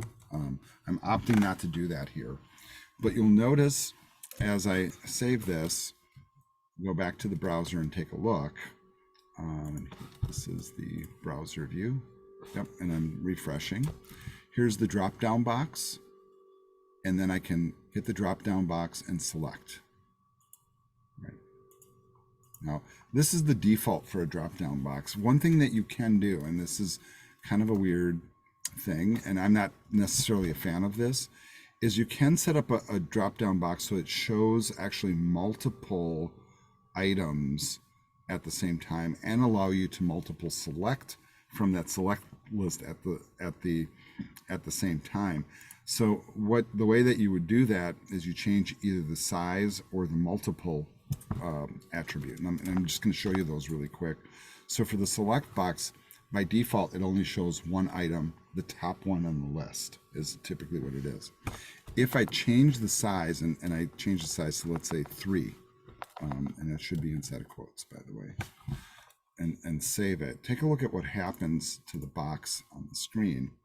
It now shows 3 items. They're the top 3 most items, right? So if you want to do a size thing, that's what the size thing does. Now, if you want to allow the user to select more than one item, that's possible too. And in that case, you just say multiple. And you don't have to do equals or anything like that. You just say multiple, right? I'm going to save this and take it to the browser to do the refresh. So here's 3, right? You'll notice that BMW is already selected, but if I hold down my control key, I can select multiple items here if I wish. So that's a possibility. So that's what multiple allows.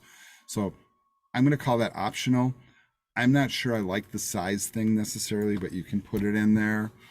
The other thing that you notice how like BMW was already pre-selected. If you want to pre-select an option for somebody, you just add the keyword selected to the option tag, and that's the one that's that will be pre-selected. So if I don't want it to be BMW, I would probably choose Audi over BMW anyhow. So I would select Audi. Let's go back to the browser and refresh, and you'll notice Audi is pre-selected. And because it's pre-selected, it moves that up to the top of the list, even though it's at the bottom. So it depends, right? If you have a drop-down list, a real common place to see drop-down lists, by the way, is a lot of people put them on, like if you're doing address, city, state, they'll have a whole option list. So envision this, where the options are all the states. And if you're doing a Wisconsin website, you might pre-select Wisconsin, anticipating that most of your traffic will come from there. That's a lot to type though, right? So if you were to do all 50 states and then like throw in like, Puerto Rico and Guam and, the Canadian provinces or whatever, right? You would have to have a separate entry for each one of those things. What you will find is you'll have lots of example websites out there that already have done that work. You can just go there, copy, paste it in, by the way, just giving you the idea rather than creating it from scratch. But this is what a select option box looks like and how it operates. All right. Okay. Some of the other things that I'm going to do here, some of them I am going to demonstrate and some of them I'm not. Here's one that I'm not going to demonstrate, but I do want you to think about this, is when you are doing an input button, you can use something other than the default button that's given to you. And one option would be is if you want to create a button that is an image. So you want to give that button like a look, right? You want to make it look like Chrome or like 3D or like have like dragons shooting out flames or whatever. You can create an image that is the button and then use that different attribute type, and you would say image. And then you would also have to include a source that points to the image, right? Just like you do for a regular image, right? So you have to tell it where it's coming from. So if you wanted to do that, you totally can. I am not a huge fan of this approach. I kind of consider it antiquated in a way. It is cool if you want to have like a really nifty looking custom button. All right, but I think there's a better way to do it. The better way is if you want a really custom looking button, you can use the button tag. So you can, with a button tag, basically put in the button tag and call it of type submit or reset or type button. If you choose type button, the button will not submit the form. Okay, so I want you to think about that for a second. So if you choose type button, it will not submit the form. So therefore, it is possible in HTML code, and this is really kind of neat, is like outside of a form. So I'm going to do this, for example, outside my form. So I'm just going to do like a quick paragraph here and say, this is outside the form, but an example of a standalone button. So I'm going to put the button below, and then I'm just going to use the button tag, button, and once again, I'm just going to say here type equals button, and then here I'll say whatever. Let's just save this, take a really quick look, and you see I created a button that says whatever. Right? And then if I bring it up in the browser, it's so exciting. I created this button and I can click it to my heart's content, but it does absolutely nothing. If I remove the subscribe button here, drop this one in, and then change its type to type submit, it will submit the form for me. Now, so you're going to say like, well, what's the point? Right? Okay. Well, the older school way to do this is what I did originally, right? You just say input, type submit, it creates a button, you put your words on it, great. But that button will always look like whatever the default button is for that browser, right?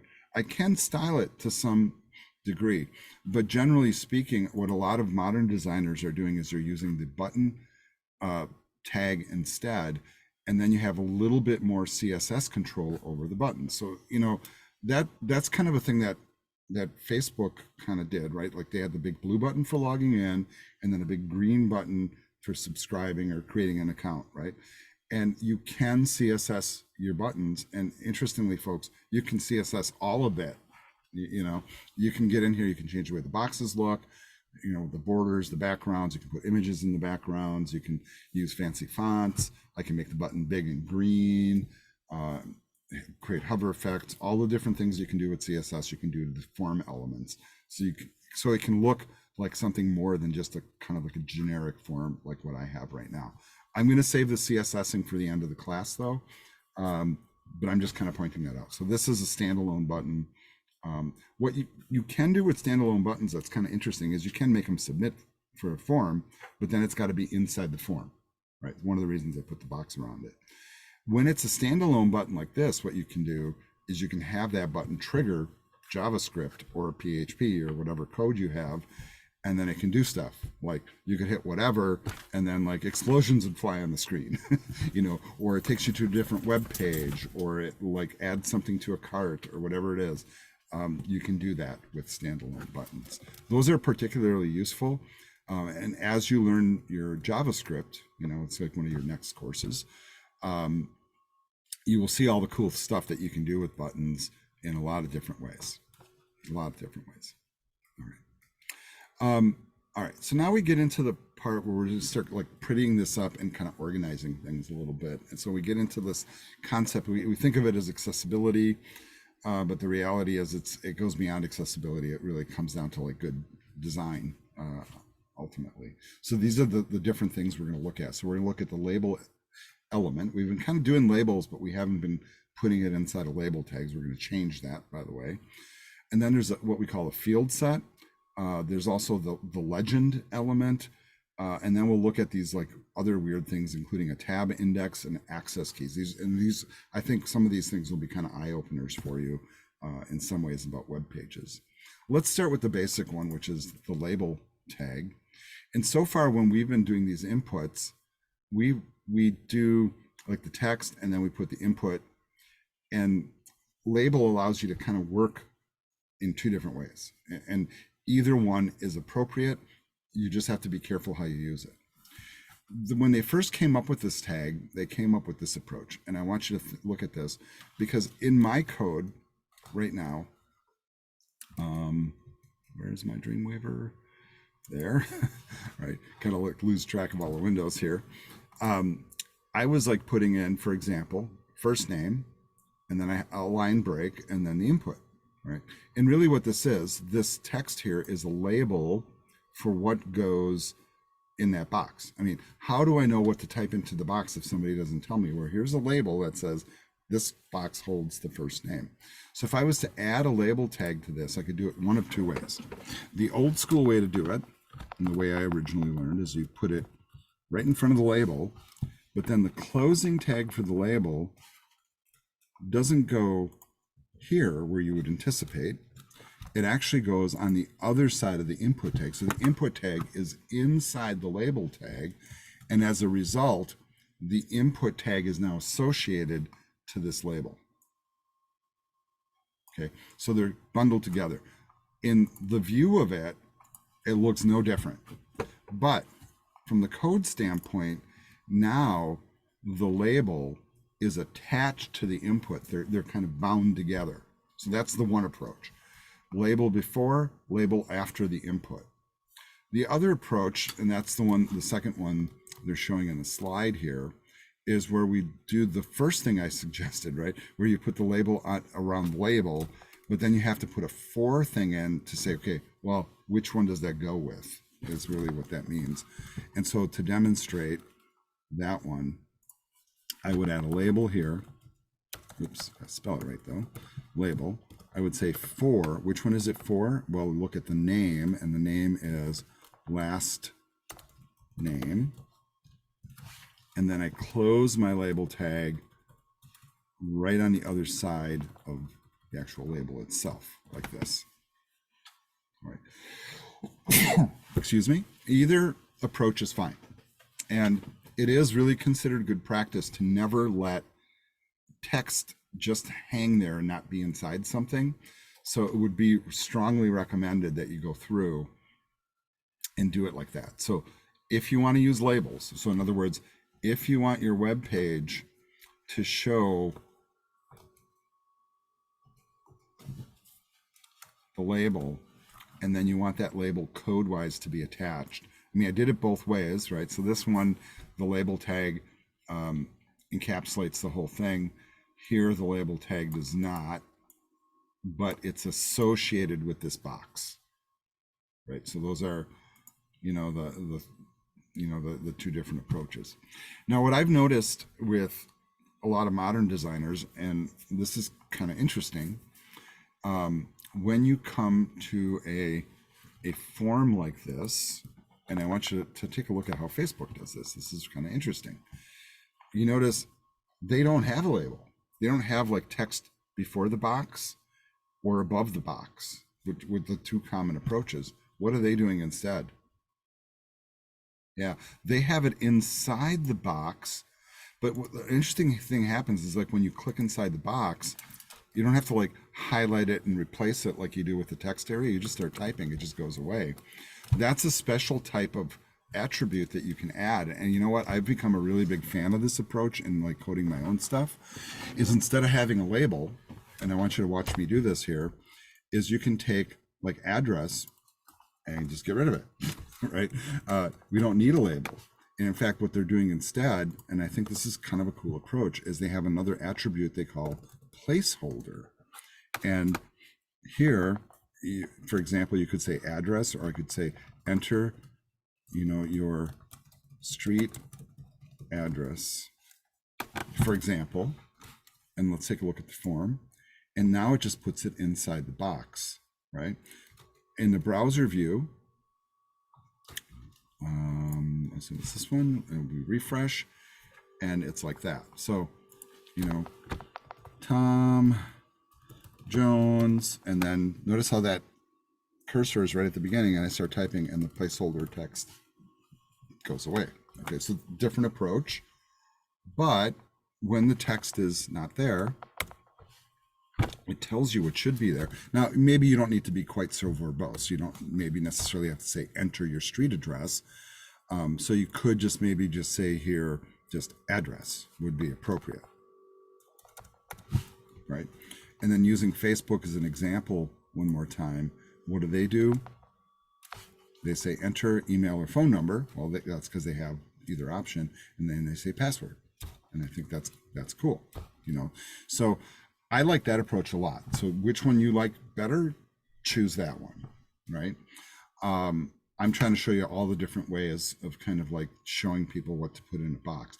If I was doing it for myself, I would probably use this approach. And the reason is it's less code.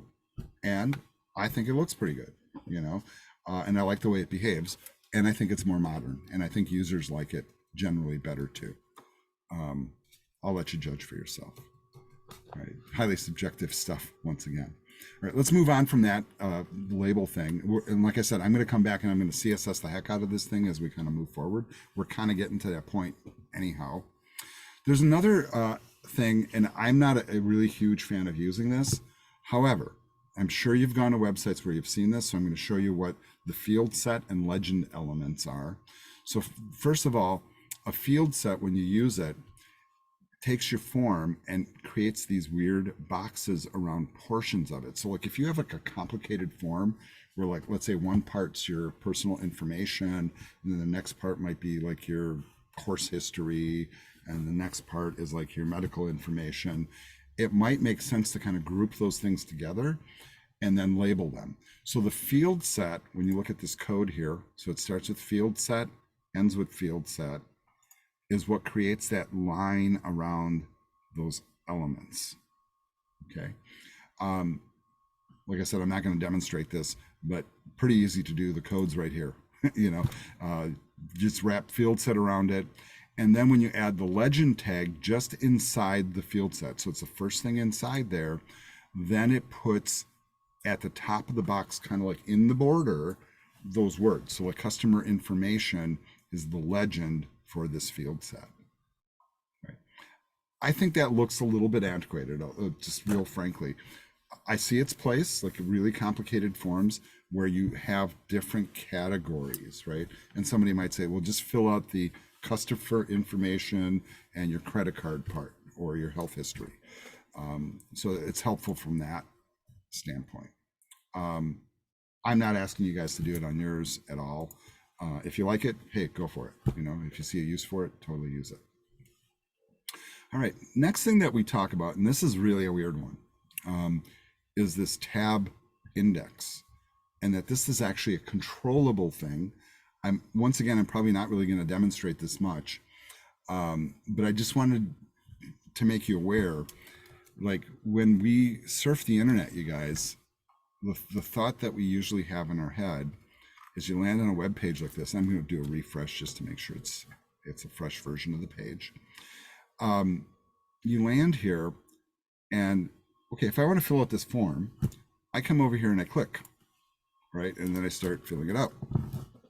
And if I want to go to the next field, usually what most people do is they take their mouse, move the pointer over and click again and type the next thing.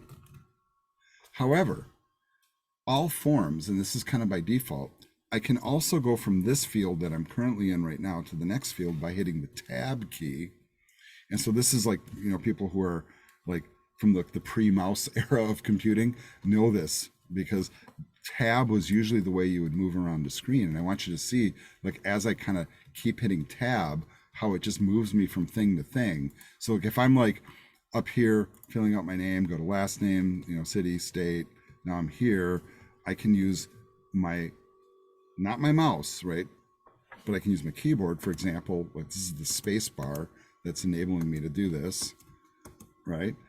And then I keep tabbing, and if I want to, you know, type something here, I can hit tab again, go to the comments box, and I hit tab again and hit subscribe, hit my space bar, and it does it, right? So what's possible, and this is really very strange, is on a web page, when you load it up, and I'm refreshing again, from the moment you hit the page, you can hit the tab key, right? I think we talked about this already. And notice how I can tab from link to link to link. And what the tab key does is it finds the first link on your page and highlights it. And then it goes to the next one, the next one, the next one. Okay, that's great, right? And so if I'm on a website, I'll give you the perfect case scenario here is like a bank website. You go to the bank website and you land on the screen, and what do you do when you go to a bank website? What's the first thing you do? You log in, right? And so when you log in, you'll notice that some websites do this and some don't. Some of them will have the cursor already in the box waiting for you to type, right? That's called focus. When that field on the screen has focus, and when you can do that, you can add focus to it with JavaScript, by the way. It's ready to receive information immediately. So when I hit the tab key on my website, the default for any page that you land on is to go to the first clickable item on the page. Well, it might not be the one that's at the top. It's just where it happens to sit in the code. It goes to the index or the home link because that's the first link on the page, right? So what if I don't want that? What if I don't want, when they press tab, to have them go to that? I want them to go to the form. Well, then what I would do here is I would put the input right here on this particular thing, and I can't do it inside of there, but I would do it here. I would add tab index, and I would set that equal to 1. But then once you do this, and then this is really important to note, if I put it on one thing, well, I got to hit the whole page now, and I got to index everything. So in other words, when I hit that tab key now, it'll go to here first, and then whatever I want to be second, I have to put tab index 2, and then 3, and then 4, etc. So you can like go through all your form, and you can order everything. If you don't put in the tab index, it just reads down the page with anything that's possible that a user can interact with, a link, a text field, a checkbox, a button, whatever, and it just goes by in order. If you want to dictate the order, you put in a tab index. So that's why tab index exists. So some people worry about that a lot. So if you have a really complicated page with complicated form, you do this. I always find it fascinating because I deal with a couple different banks, and I don't know if you guys do the same thing. So I have a credit union and a bank, and then my mortgage company and whatever. And you go to their websites to log in, and some people, I have to click to put in my username, and on some I don't. It's just already there, right? So it's all about the programmer who set it up. I like the ones that are, it's all set for me to type. I think that makes a lot of sense. Some people don't think about that at all. Another thing that, and I'm going to call this really touchy to work with, is you can also set what we call an access key. I have very hard times with this because what's happened in the modern era of computing is we have addressed a lot of the keys on our keyboard to work with the control key already. So for example, if I want to copy something, I do Control C, or if I want to save something, I do Control S, or if I want to change tabs in the browser, I do Control T, or if I want to close a browser tab, I do Control W, or so a lot of the keys on the keyboard are already taken. But what they're showing you here is if you wanted somebody to be able to come specifically to this name field, I could set up an access key, and notice they have the capital letter E. So if I hold down Control and the capital letter E, so I'd have to go Control Shift E, it would take me right to that field. Okay, that might be useful. From a practical standpoint, though, I don't think most users expect that. So I call this kind of a superfluous but kind of cool feature that has, I think, in my mind, limited usage, right? If you're writing an application, so like if you think of like working with like Google Drive or Google Email inside the browser, and you wanted to set it up so you can Control Z inside of that application, you can do that. This kind of gives you a mechanism to do that. Or if you want people to go right to a certain thing, I do find it of limited functionality because so many of the keys are already mapped and it creates issues, right? So I typically skip this, but I do like to point it out to people. So I think that that's helpful. All right, now that we've kind of done all that like kind of technical stuff about our forms, we're going to talk a little bit about styling a form. So like one thing, for example, that I'm going to do is I'm going to work on making mine look better. I'm not going to do the same approach as the author, but the author is showing you, for example, like if you wanted, let's say, all of your boxes to line up and then all of your names to like write justify, or all your labels, excuse me, to write justify. He's showing you a technique here of like what the code is. And, so this would be a label that would be input label, text area, and then input for submit.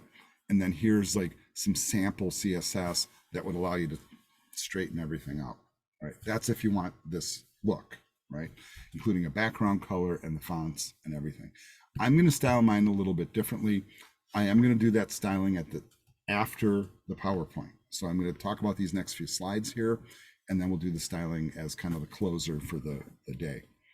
So let's move on to this concept of server-side processing.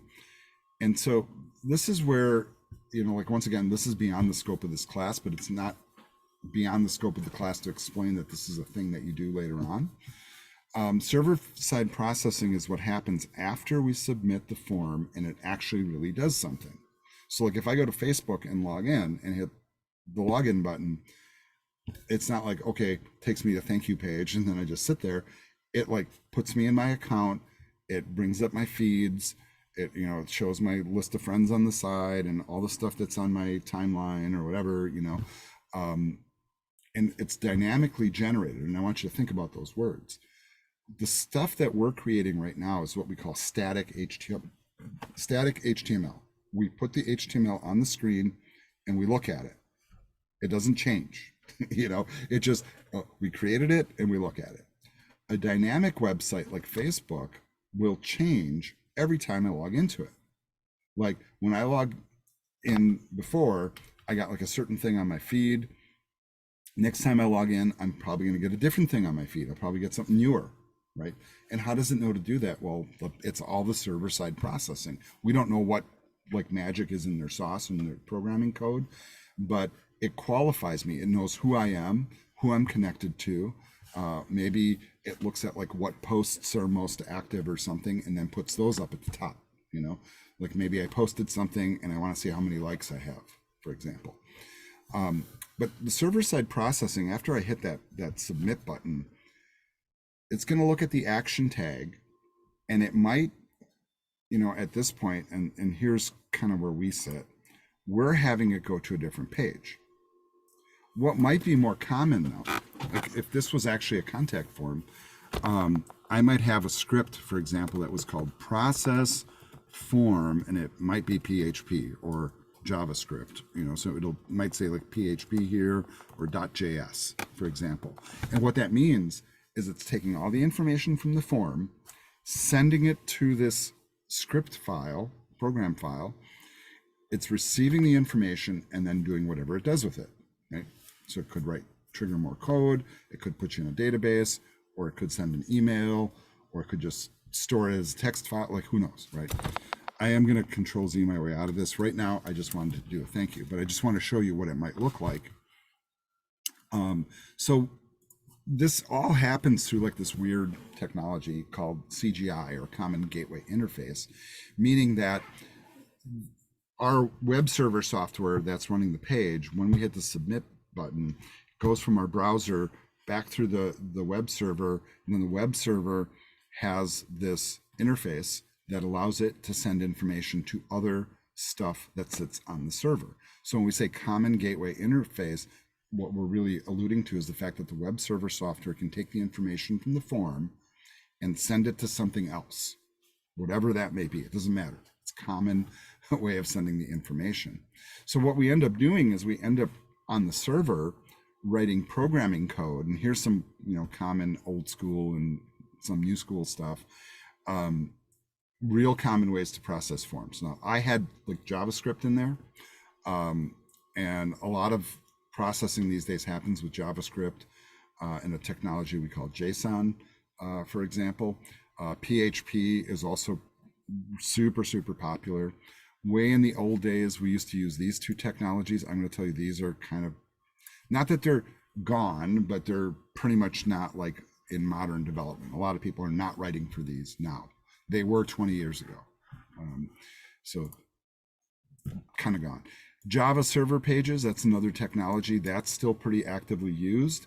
One that we teach in our Java Programming 2 class, by the way. But that's only one of the Java technologies. Java actually has several different ways of interacting with content on a web page. JSP is just kind of the most PHP-like, so that's why it's mentioned here.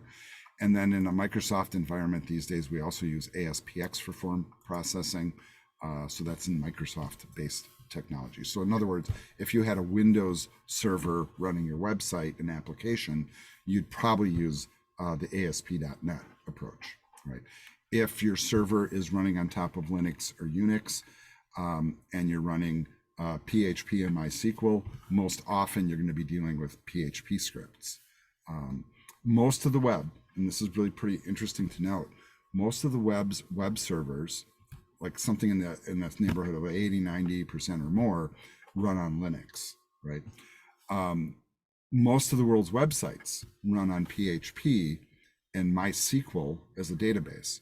So, for example, it's estimated that number is somewhere in the area of like 60 to 70% of all websites on the internet are powered by PHP as the scripting language and MySQL as the database, regardless of how the front end is done.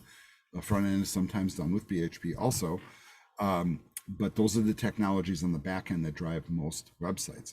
When Facebook started and they had their application, that's the technology they used to build it, PHP and MySQL. So PHP was the scripting language on the server side, and MySQL was the database on the server side. And both of those pieces were kind of needed to really kind of make it work. All right, so how does it process exactly? So it says the web page invokes server-side processing by a form or hyperlink. So in other words, they go to the form, they fill it out, and they hit the button, right? The web server then executes the server-side script, whatever's listed in the action tag, right? So if it's PHP or JavaScript or whatever, it goes to that file on the server, not on your own machine, not on the viewer's machine, but on the server, executes that script, and that does whatever it does. It either goes to a database or a file or some sort of other programming process, and sometimes it goes from programming process to program to program to program. You know, that happens too. Ultimately, when you're done, the users like to know that something happened, right? Like, have you ever gone to a website and you hit a button and it's like, I don't know if that worked. Did anything happen? Because they're not letting you know. So one of the reasons like why we create like the thank you page is so the person hits the button and it looks like something happened, right? So that the user is aware, great, we got your info, move on, so that's usually a thing that happens too. So when something processes, we send a message back to the web client or the user, so they know, did it happen? Okay, so what kind of things can you do with server-side scripting? Well, Google. Like anytime you go to a website and you search, that's you type in the search criteria, hit search, it does something in the background, and then hopefully it gives you a result. You think about how that works. Whenever you're online shopping, you're using server-side scripting, big time. Sending a web page to a friend, signing up for a newsletter, all really good examples, and I think the author did nice work on that. Now, what the author's done for us, and this is very kind of them, they don't have to do this, and actually I'm thankful because it saves me a little bit of trouble. If you want, you can use the author's processing code. So the author provided this link, and you see how this is a real live web link. So in other words, if you add this to your action tag and add it to your form, whatever form information is collected on that form, once you hit that subscribe button, it'll send it off to the author's server. This is their server.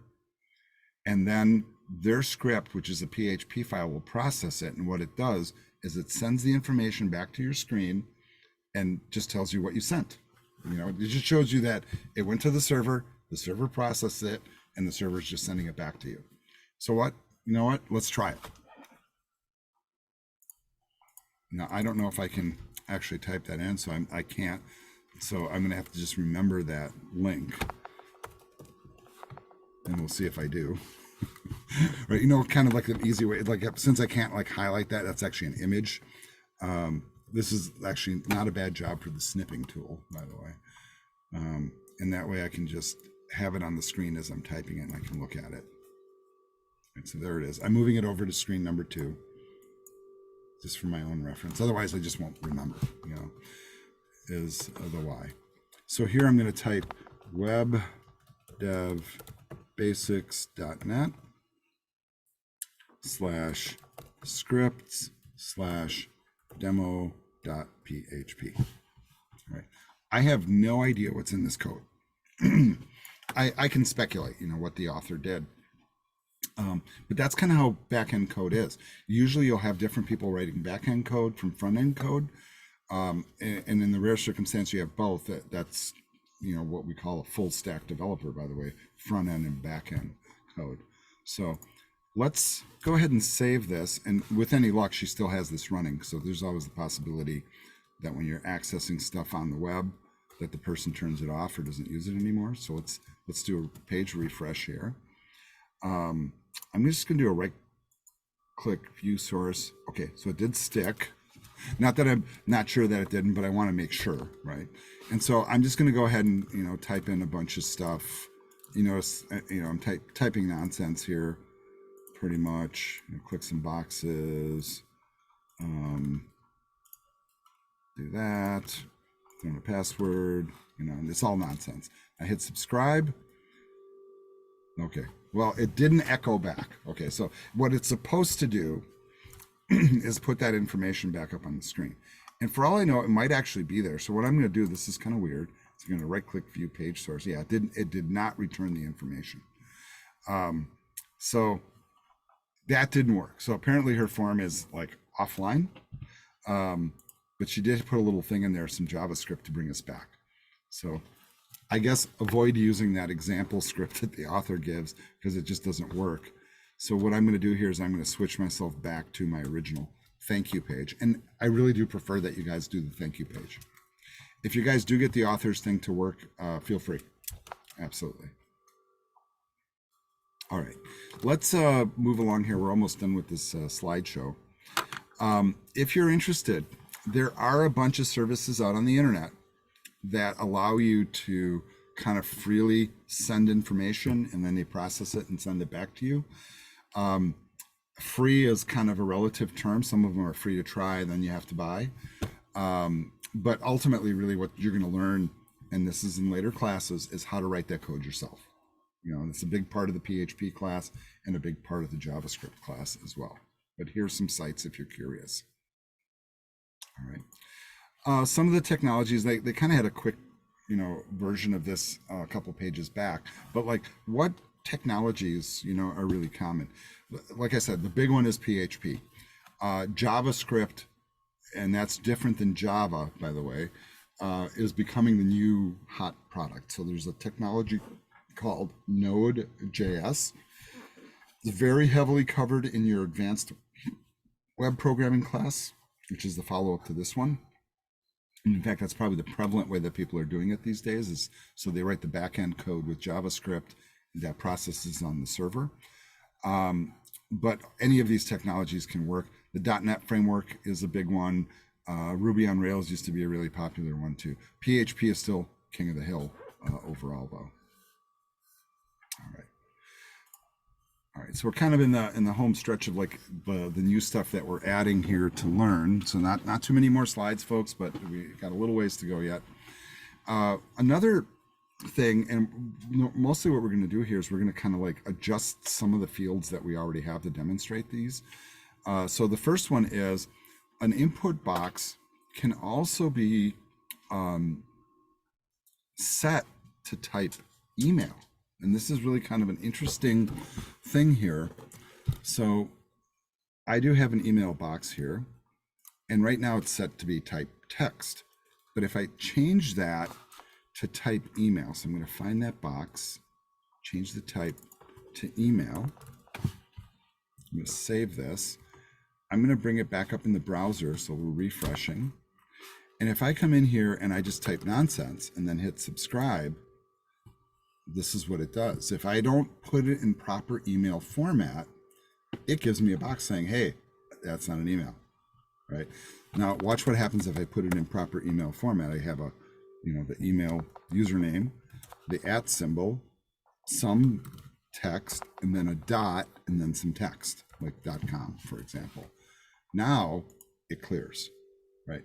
But without that, it will not clear because it's set to type email, and type email looks for the @ symbol, some words before, some words after, the dot, and then some letters after, right? And that validates that it's an email. The other thing is if they're like signing up for, let's say, a newsletter, well, if they don't, like, let's say you want to know their name, there's another attribute, and they're talking about in the slide, called required. We've looked at everything else, but required is another interesting one. Maybe you want to require people to include their name. So in your code, wherever that name field is, I can add to that just required. Interestingly, this is really a weird one. You can say required equals required, which is really goofy.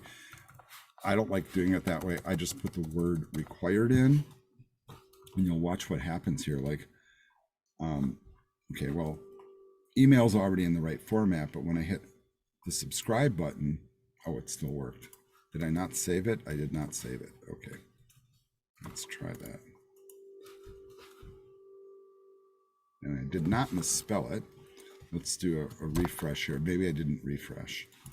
All right, so if I leave this blank,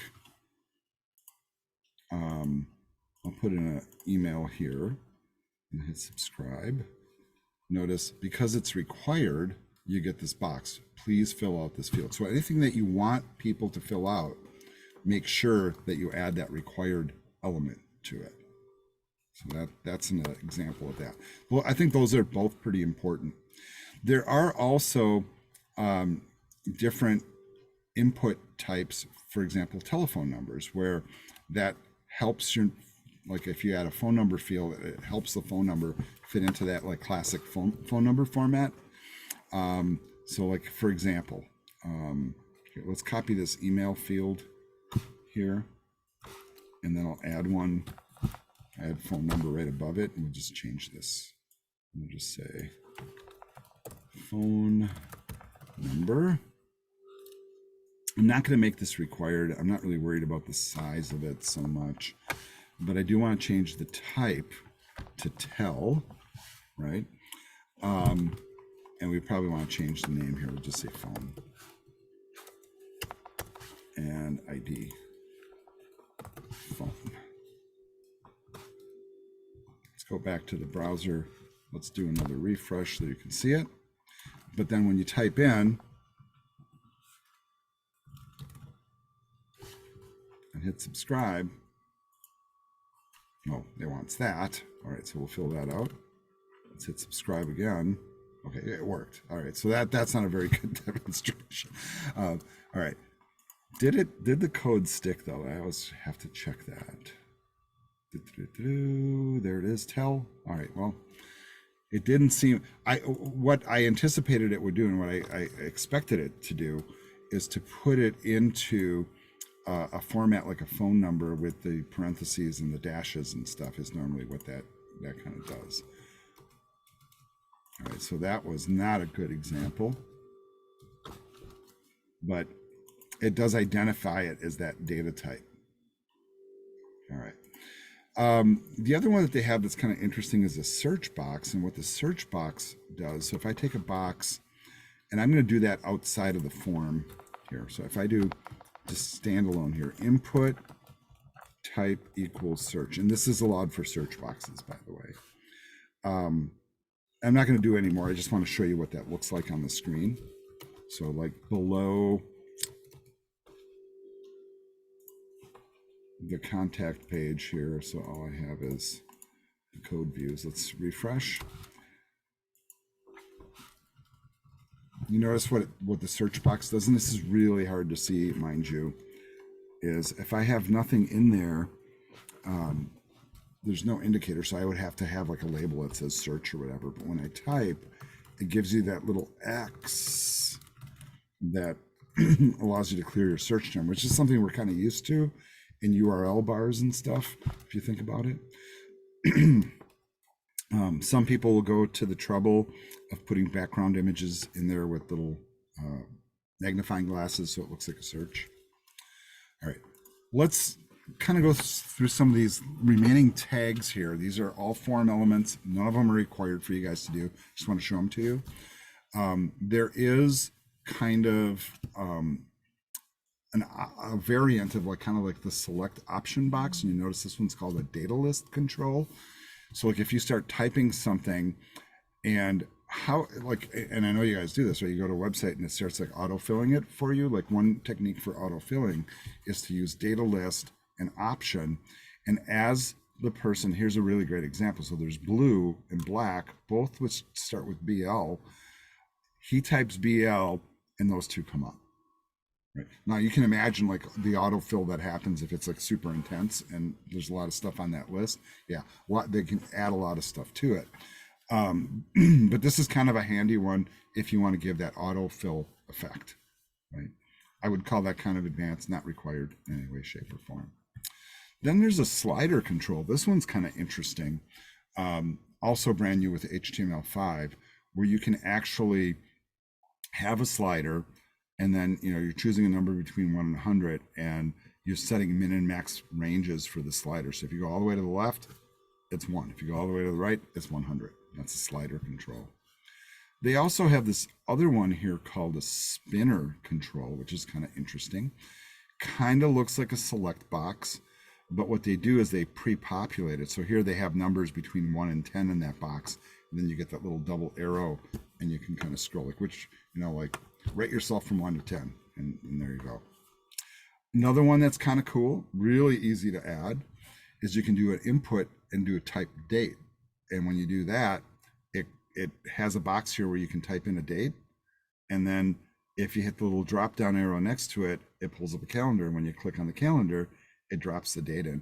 That one's actually easy enough, I think, to kind of drop in and show you really quick, especially if I have it. Well, I don't, but you know what? It doesn't really matter too much. We'll just drop it in here at the bottom once again. So we'll do just a couple line breaks.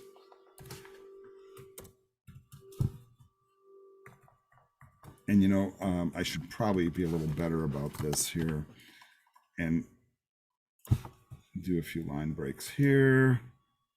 And then we have just a standalone button. And then we have a search box. And I should probably say like right above the search box, right? And now we'll do a date one. And I'll just say date. And we'll do input type equals date. Yes, you should put a name and ID on these, but I'm not doing it. I just want to show you how it works because it's cool. Save. Back to the browser here, refreshing. And we do not need to be that zoomed in. But here's the date thing, right? And so you can type in here if you want, right? Or you just hit the little button, choose the date, and it drops it in for you. And I think this is amazing, right? Because once again, in the old days to do this, we would have to like bring in some pre-configured JavaScript libraries or jQuery libraries, drop in some special code, and then hope it works and it all connects up, And now it's just, you just say type date and it has it built right into HTML5. Super cool, by the way. So you might find use for that on your form, maybe, right? Here's another one that's really bizarre. You can choose a color picker. All you have to do is say type color, and then it brings up like a color palette. You click on the little thing, it brings up the system color picker. This is the Windows default one, and you can pick the color, and then it drops it in. Yay! Pretty simple stuff. And folks, that's kind of like the anatomy of all the stuff. So like the color picker one, I wouldn't call that necessary, but not too hard to add in, right? So let's try that one, and then I'm going to switch myself into CSS mode here and make this thing look a whole lot better. All right, so here's input type color,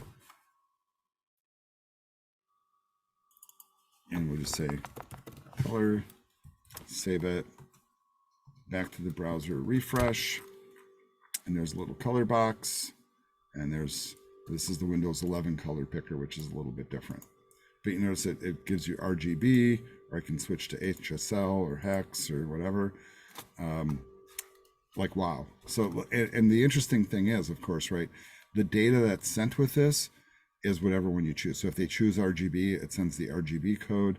If you choose, hex, it'll send the hex code. So really simple, super simple to do. And heck, you could make your own web page with your own color picker, so just give you ideas. How does Google do it? Well, this is how it's built in. They're not doing anything magic. They're just using tools that are part of what we call the HTML5 API. And that's what HTML5 is, folks. It's an application programming interface where we're leveraging all the built-in tools, and we're just calling them in, and by just changing the type of input that we have, you bring the tool in automatically. You didn't have to code it.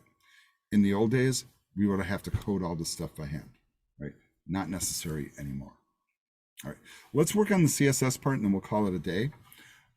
So I guess first step for me is, what does it look like now, right? And so this is where we're at. I'm going to do a refresh just to make sure. And so I see, it's not too bad. It's okay-ish, but it looks pretty plain Jane. It's nothing fancy. Frankly, I really like this approach, and I would probably go through and change all my stuff to that approach if I was doing it for myself. But I'm going to look at some other kind of basic things. The first thing I'm looking at is, the contact form, the page is centered, but the form is not. The form's off to the left. Let's center this thing. So let's go back to the code. We're going to look at the CSS. I'm going to find my form element on this. I did declare width, but I should have done margin 0 auto, which is the same, by the way, as saying margin left auto and margin right auto. First thing is for top and bottom. Second thing is for left and right. So margin 0 auto accomplishes the same thing. Saving. We can look at that here, actually. And now it's centered. Okay, better, I think. Okay. Another thing that we can do, real frankly, is why don't we make these input boxes a little bit bigger so they don't look so plain? They look really kind of plain.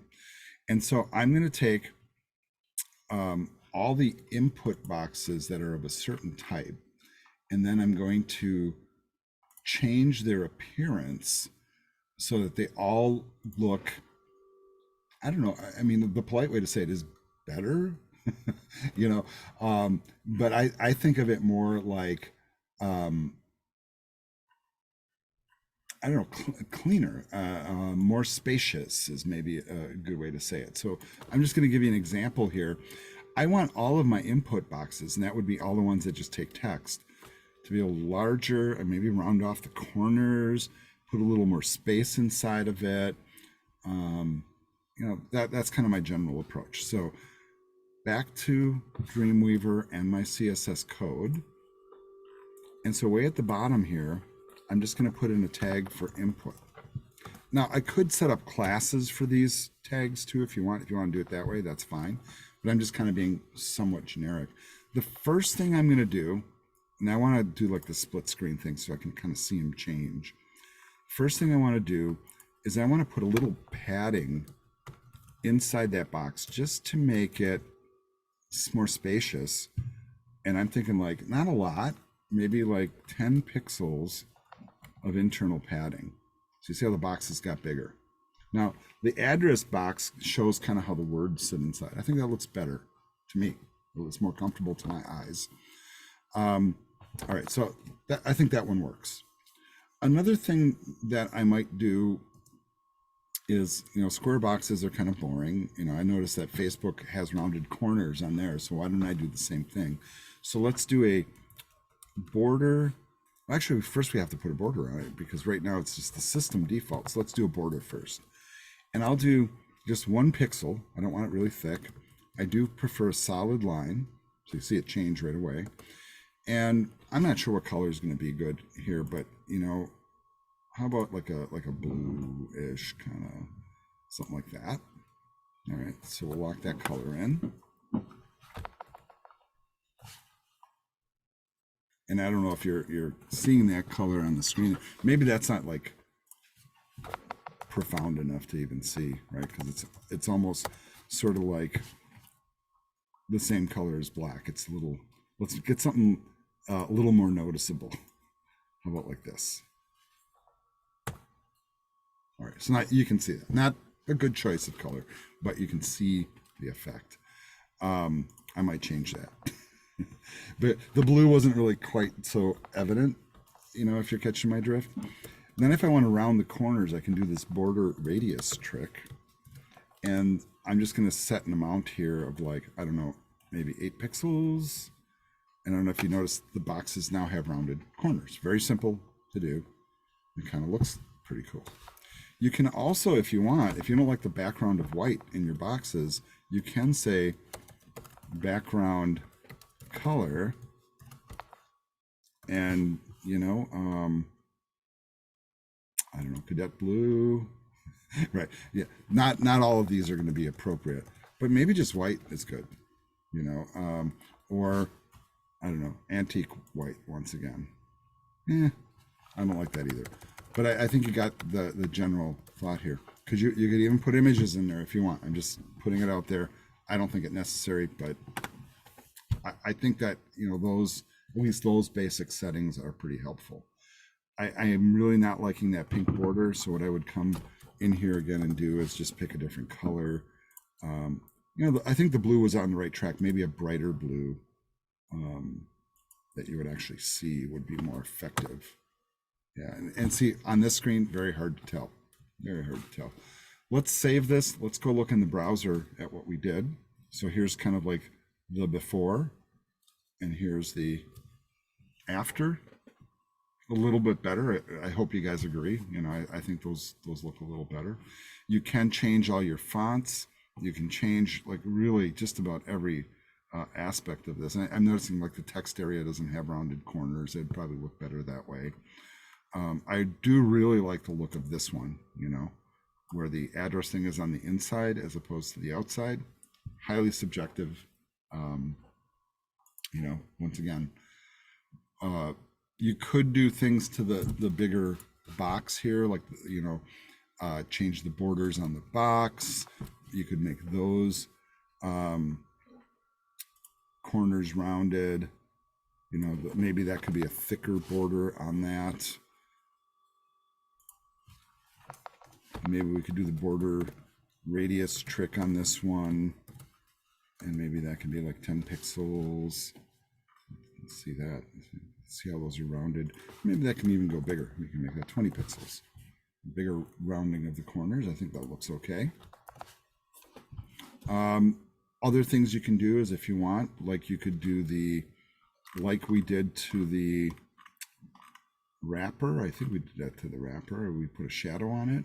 Or no, we didn't do that. Okay, we could do a box shadow like this and put that on our form. That might look kind of cool. Okay, so there's our box shadow. Let's save it and look at it in the browser again.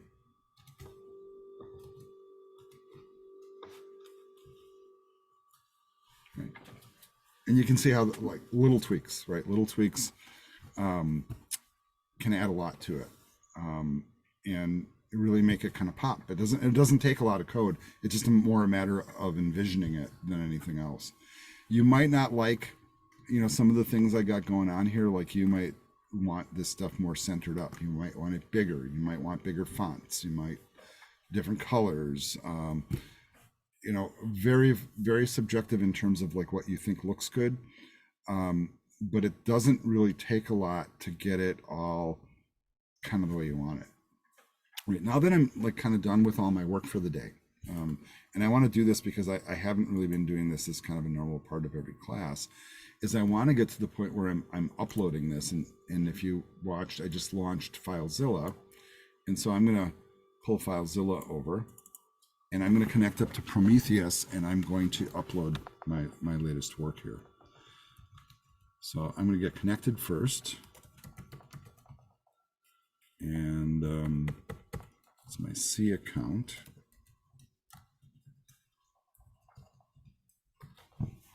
Connecting.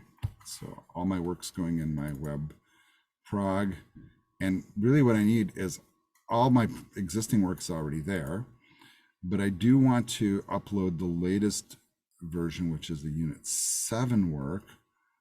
So on this side, I'm getting to the point where I have my Unit 7 folder there, and I'm just pulling it across, showing me all the uploads there. See how fast that went. Now Unit 7 is there. I'm kind of paranoid. I always look. That's me. Not that I don't trust the tool. So now what we have to do is we have to get the right URL up here to look at it on Prometheus, as opposed to looking at it on my local file system. So we're going to type in the Prometheus URL. It's on my C account. And then, heck, fortunately I got autofill here. I don't remember how my folder structure, but it's webprog-fall22. So webprog-fa22. And then this is Unit 7. So I'm going to say Unit 7. And then if you notice how I did that, House of the Dragon, that's my convention that I use. So whatever your convention is, but I know it's all lowercase. Logical words are separated by dashes. I don't even have to guess, and there it is. So that takes me to the home page. Let's take a look at the contact page, just the way I designed it. Let's fill out some of this stuff.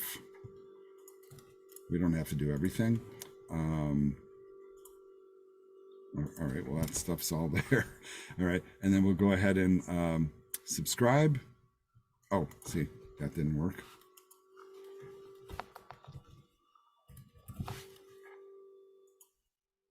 And there you go. So that's proof of concept that all the pages are there and everything is working as intended. And then, of course, if you are, for this chapter, right, when you do this assignment, the assignment that we really basically just did is the add a form assignment. I added a page. I added a thank you page.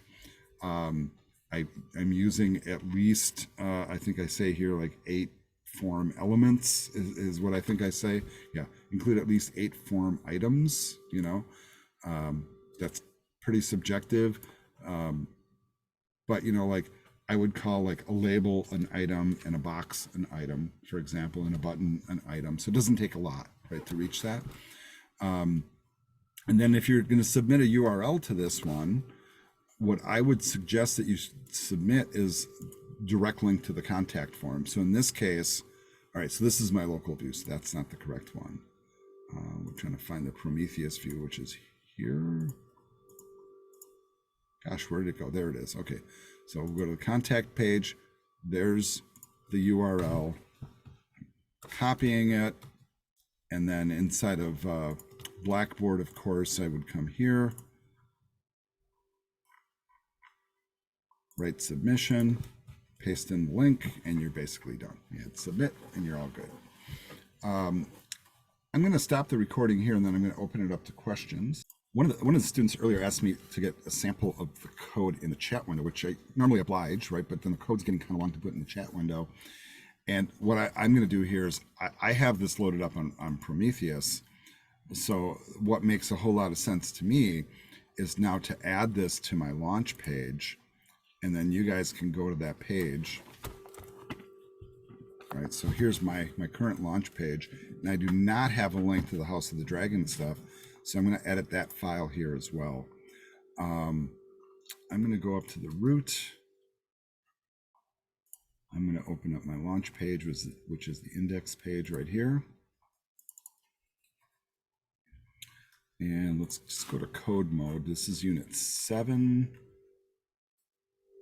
And really, this should be pretty easy. I'm going to just copy this, paste it down here in Unit 7. This is going to be Unit 7. The name of the page is Contact. And I'm just going to put here Contact Form and Thank You page.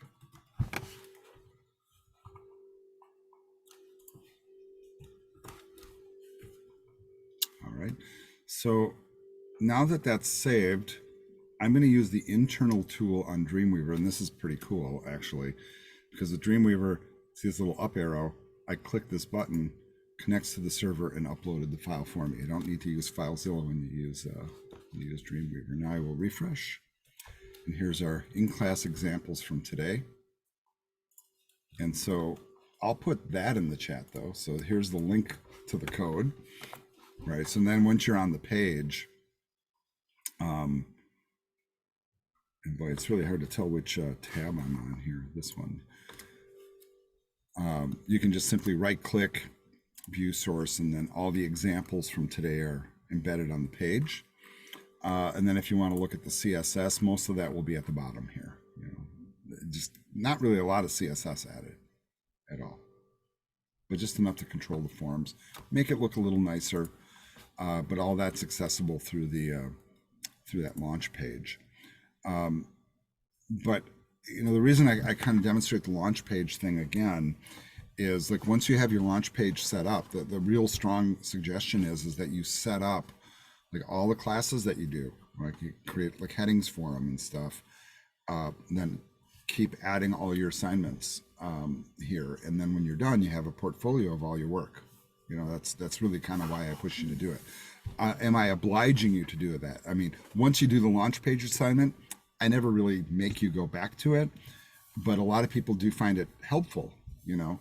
And then some people will also turn in a link right to the homework and a link to the launch page. Hey, just in case that doesn't work, at least I have a way to try to get to your page, right? And I think this is really a handy thing to do with the launch page, is to kind of keep track of stuff. If you're curious, and there was one other thing I did want to show, and I suppose, I don't know if I did this here, so I'm going to actually, and I'm doing this on my other screen here, and I apologize for doing it on the other screen, but it works a little bit better for me this way. I'll just give you a second.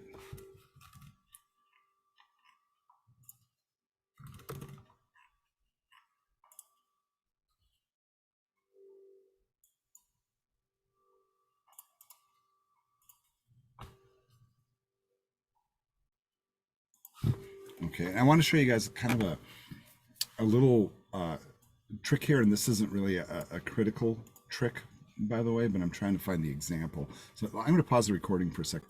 The trick I was about to show you guys, and I'm clicking and recording here again, is allowing a page to automatically jump to another page. So like the thinking being, like if you come in here and you fill out the form, right? I'm trying to think of which ones are required here.